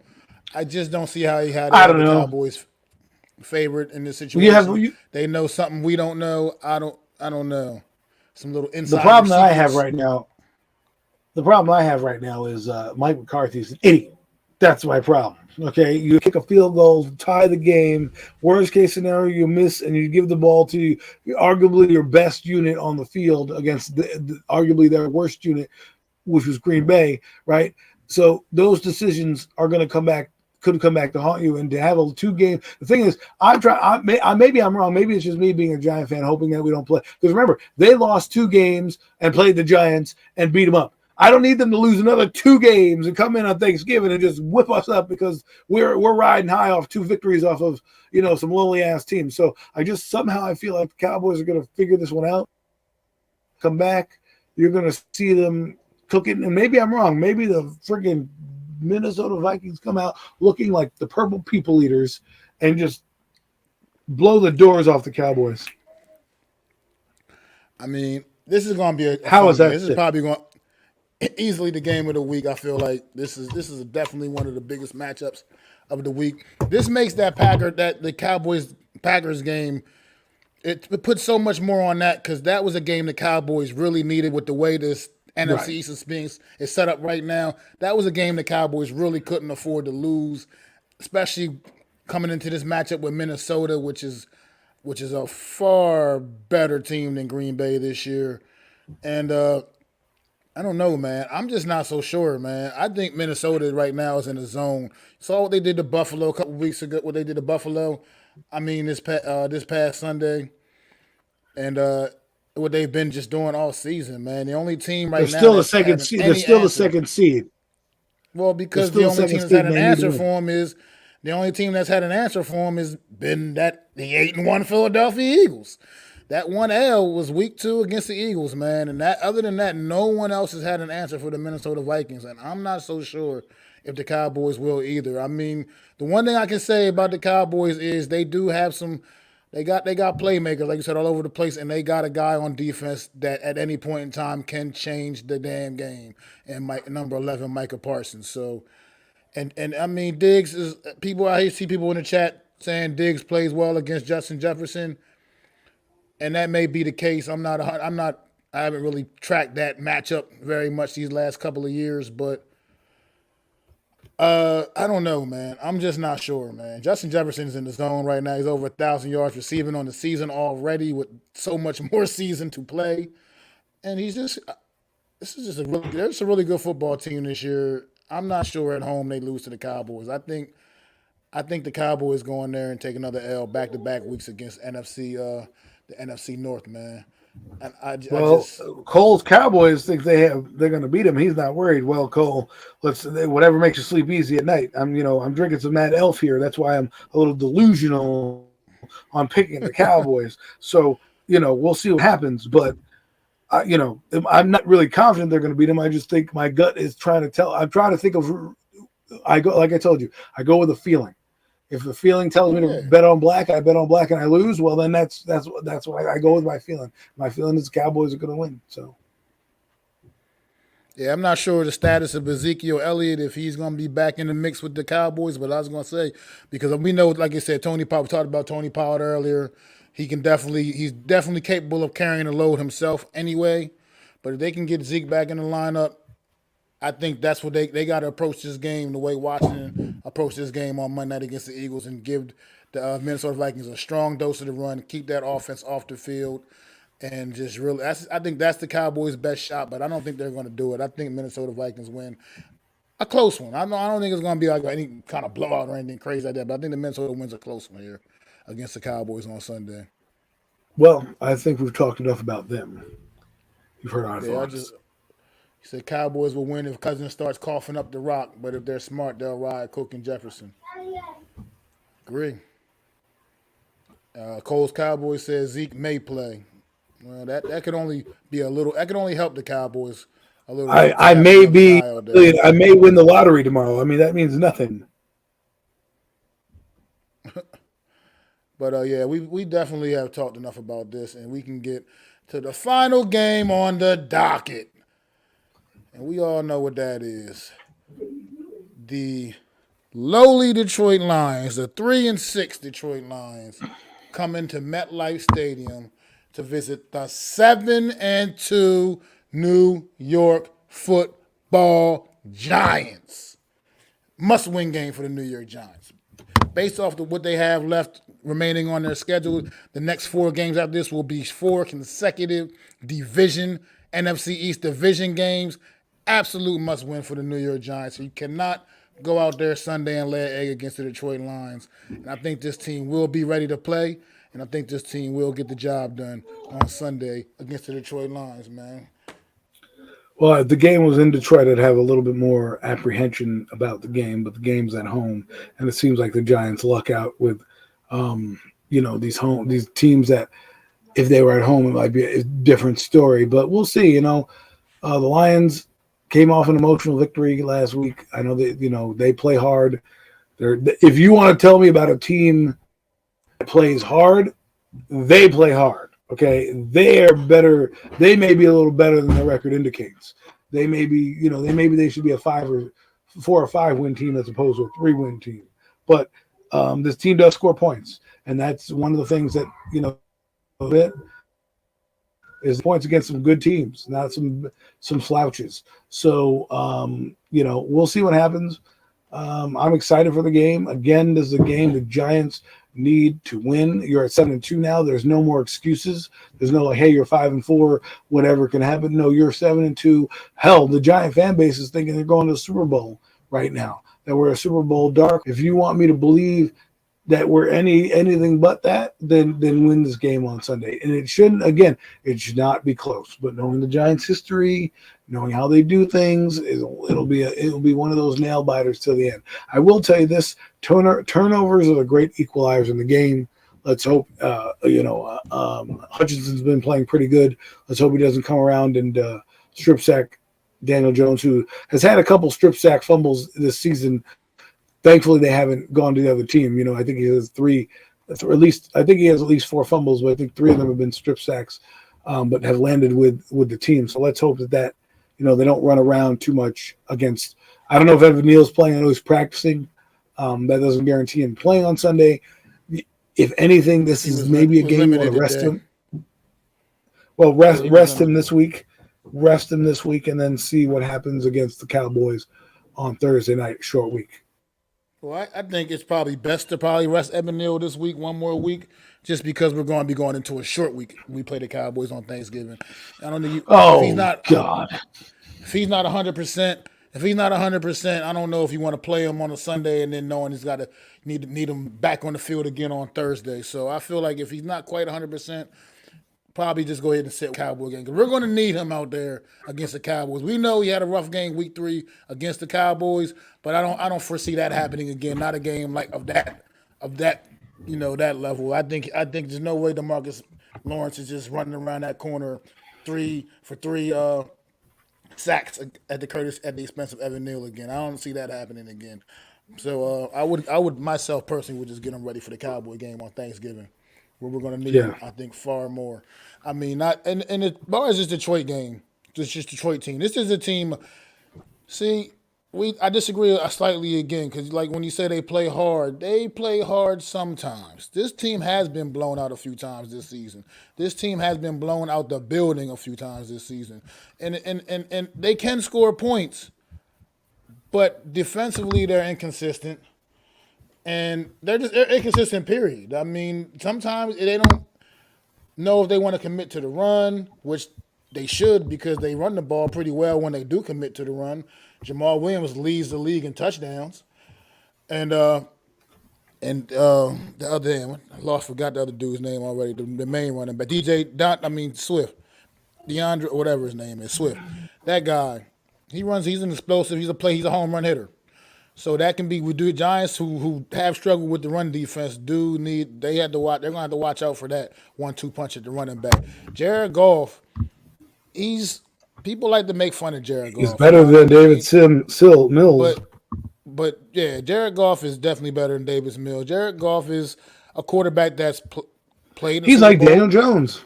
He's got that kind of experience where he's played in the Super Bowl. You know what I mean?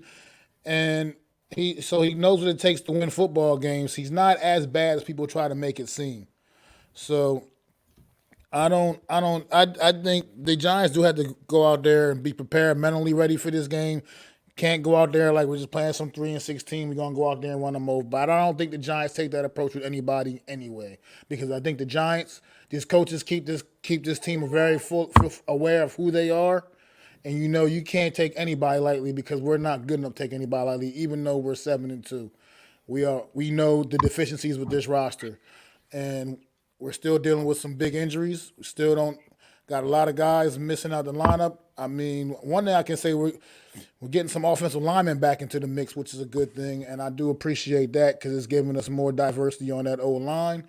See some more different things. I don't think we're going to necessarily see 35 carries from Saquon Barkley every week. That's probably not going to happen either, but I think we do got to continue to just, jump on his back and let him carry us to the promised land, because he's by far our best player, man, on this football team, and that's how we're going to win football games is on the legs of Saquon Barkley, man. And as long as they don't divert from that game plan, don't get cute. You got cute in Seattle, and you got beat up for it. Don't get cute. Got to do what this team does best: We run the football with our running back, with our top running back, leading rusher in the league, Saquon Barkley, and our quarterback make some plays with his legs and can make some plays with his legs, and that's going to have to happen because this Detroit pass rush is not bad.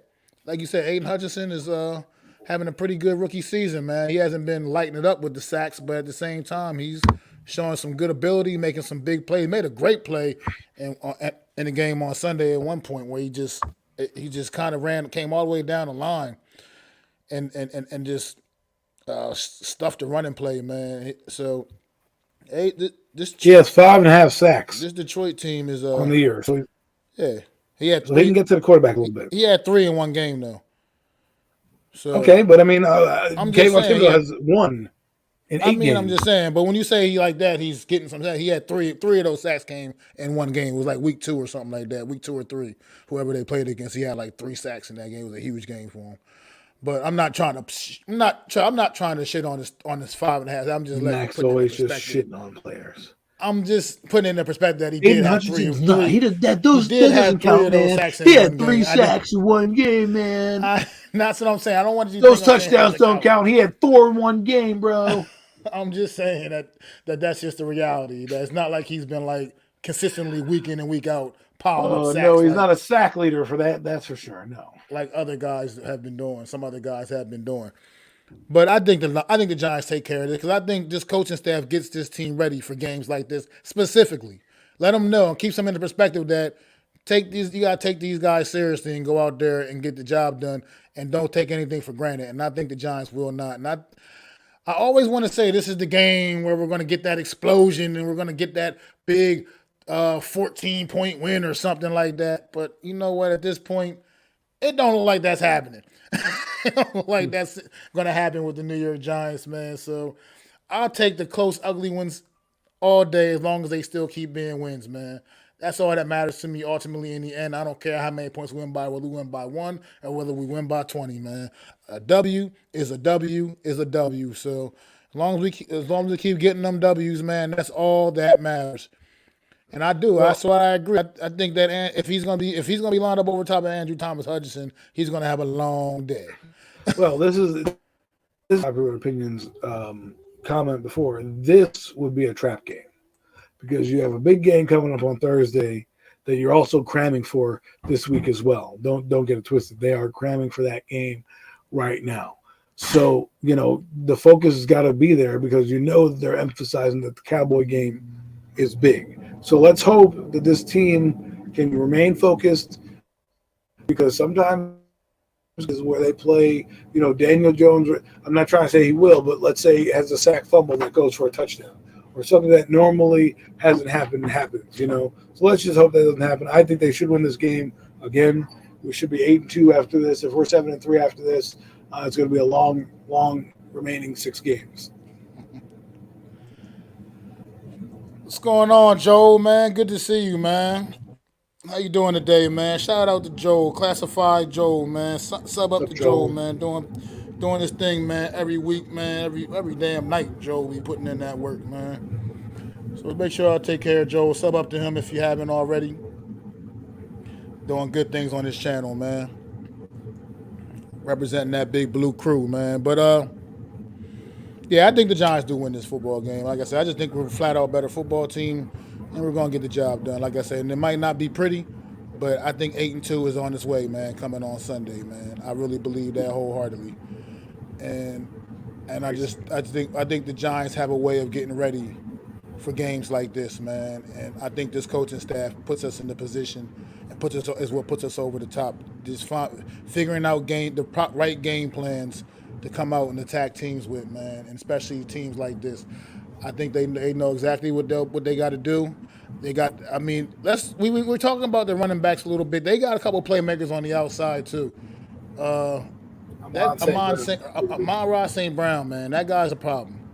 He can take the top off of a defense, big time, and he's physical. He's a lot more physical than you look at him and think he would be. He's definitely better than his brother that plays for the Bears. That's for damn sure. And so he's going to be one to have to watch out for too. We have to really be careful with that guy. And Marvin Jones he can make plays too, man. He's still, I mean, he's not the most consistent guy, but he can make plays. So Giants are gonna have to Is watch out Marvin for that. Jones on the team? He's not on that team. Marvin Jones is on. Oh, he's I on the think. Jaguars now. Yeah. I think he's on the Jaguars now. You're right. I'm tripping. But they got somebody else out there. They got some other receiver out there. They got LaVisca Chenault. That's who they got, I think. They got somebody. They got somebody else out there. They have Khalif Raymond, Tommy Uh, Kennedy. I mean, the thing is this: it's just that it's just like Jared Goff is competent, and I don't going to see. He'll put the ball in harm's way, but I don't know if he's gonna what he's gonna do. well, Let's here's the just thing hope with that Jared they're not Goff. good. He doesn't respond well to pressure at all. So once you get pressure going on him and can force him to make mistakes, that's pretty much the end of the night for that's it. That's lights out for Jared Goff. But that's what we got to be able to do. You know what I mean? We got to But make we don't sure we always get that pressure the constant pressure quarterback on him. well. We're That's not a what I'm great saying. pressure team. That's what I mean. That's what I'm saying is we got to be able to show the ability to do that because that's a big key.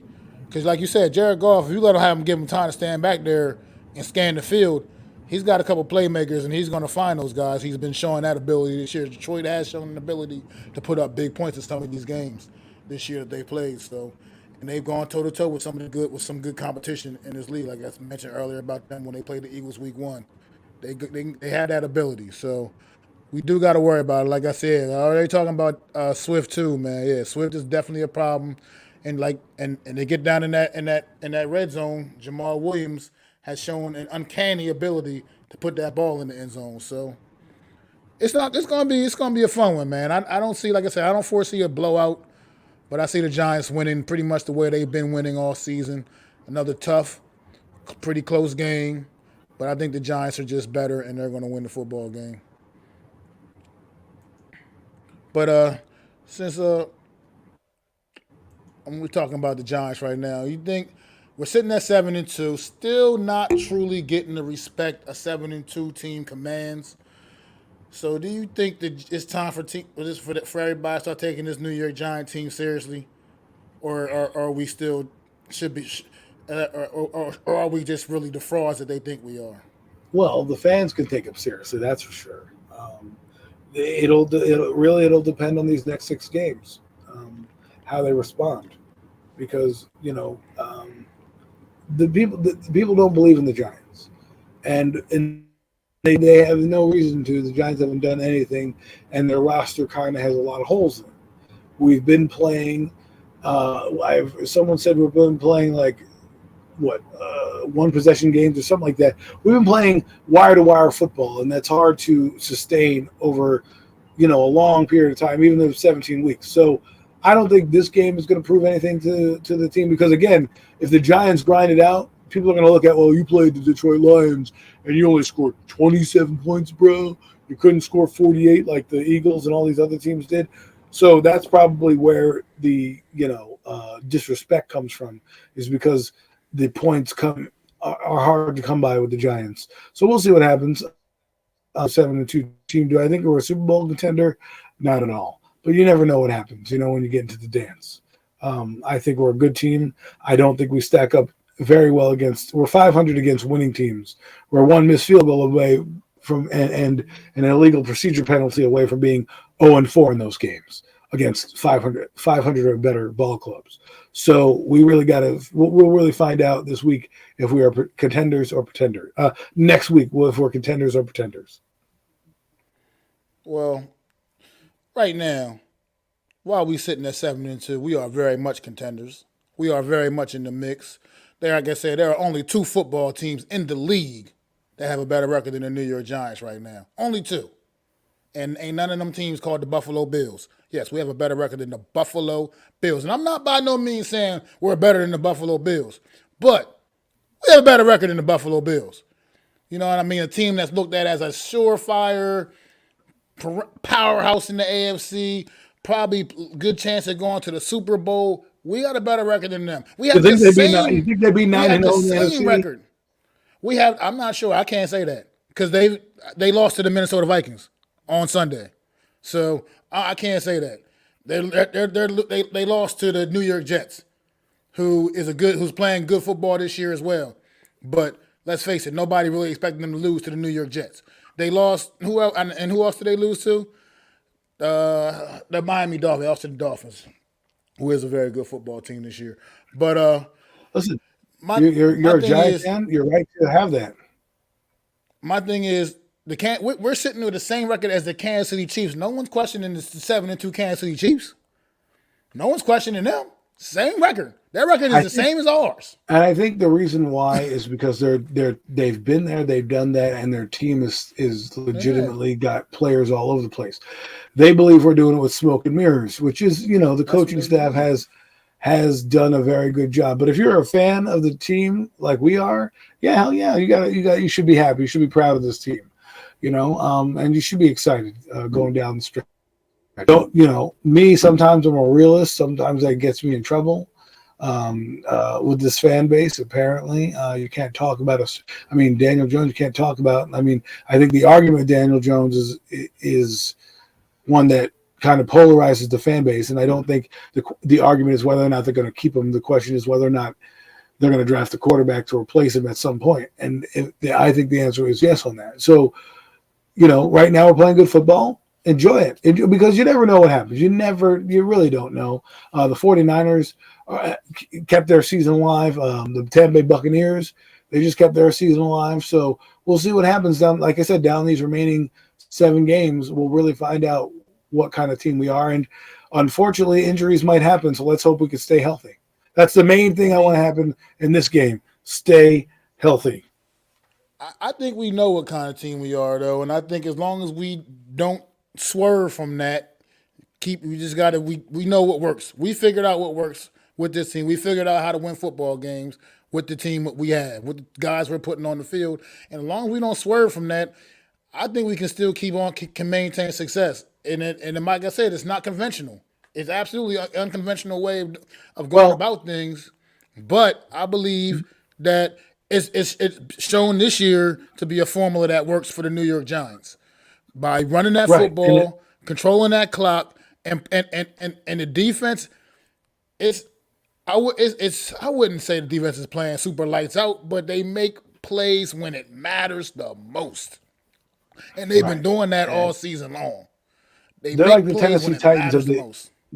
of the NFC. They play the same kind of game, right? They run the football, predominantly heavy, play solid defense, and make minimal mistakes, right? And try to take chances when they can take chances. So, you are what your record says you are, as unpopular opinion says, and let's just enjoy the ride and see where it takes us. That's all.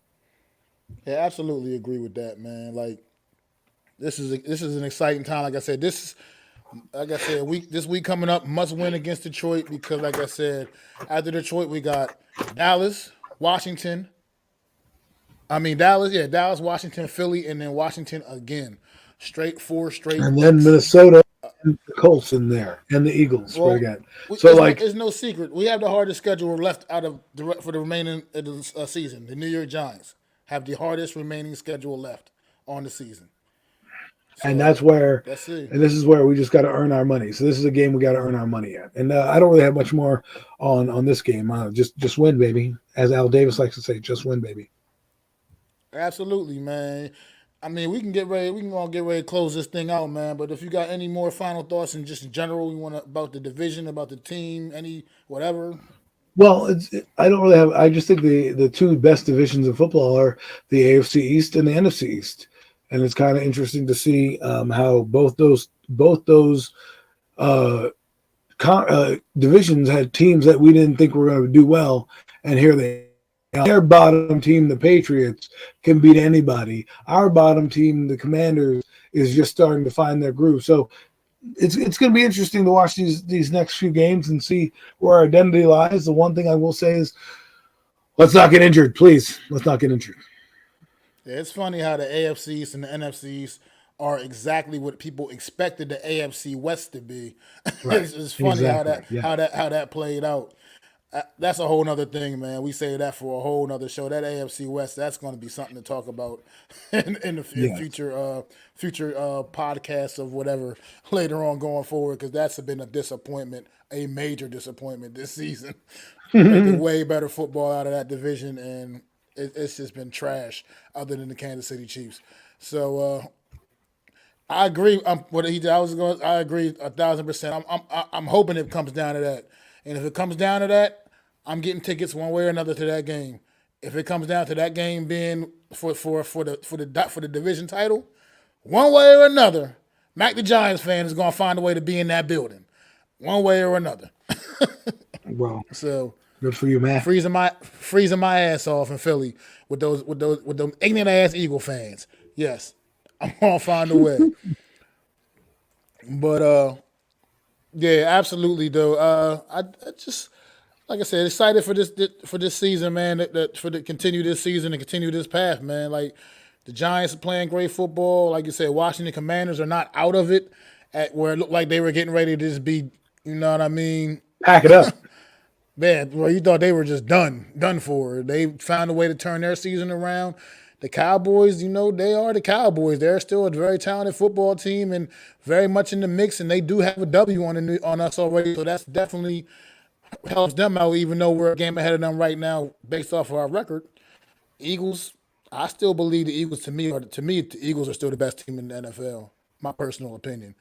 And it's hard to say that, like I said, with a straight face, but it's just the way I honestly feel. Even though they lost that game on Monday night, I believe they're still better. I believe those words came out of your mouth. I believe that. I just believe they're the best team in football right now, still, until somebody truly proves otherwise. Losing the divisional game on Monday Night Football does not, to me, knock you out of that conversation. I don't care who it was you lost to. Washington is, like I said, divisional. You got to take division games off the shelf, man. You got to let that does, to me. When you're playing division games, all bets is off, man. It doesn't really matter. You're talking about familiar foes. Just it's too many narratives and when it comes to divisional games. So, yeah, they lost the game on Monday night, but I believe they're still right now the best team in football until someone proves otherwise, truly proves otherwise. Because, look, Buffalo is good, but they're sitting with 3 L's right now. Like I said, we don't even have 3 L's. We don't even have 3 L's. Like I said, not saying we better than Buffalo. I'm just saying, put it in the perspective that the New York Giants have a better record than the Buffalo Bills right now at this point in time in the season. Nobody saw that coming. But it's been another great week. And like Adam said, we will be coming on next Wednesday a little earlier than normal, 3:30ish. We haven't worked it out the exact time, but it's going to be either 3 or 3:30. Hope you all can join us next Wednesday with a little earlier time slot. Appreciate everybody that's been in the chat, man. It's been great always, man. You guys always make it fun. Guys be doing the damn thing. Y'all keep the show going for us, man. Keep us on our toes. Appreciate you, Unpopular Opinion Sports, man. You keep that chat lit, bro. Keep it on fire, man. Sub up to Unpopular Opinion Sports, man. Doing the damn thing. Check out his Heart of the City podcast every Tuesday night. We'll be getting it in, man. Talking about all the New York area sports, man. Yeah, definitely, man. Shout out to Unpopular Opinion Sports. Appreciate your strong support, bro. And everybody else in the chat, man. Really appreciate you guys. Really, really do, man. Thanks a lot. And we'll be back, like I said, next Wednesday, man. And you also know where you can find me Sunday immediately following that game against the Detroit Lions to get the good, the bad, and the ugly, baby. Whatever it may be.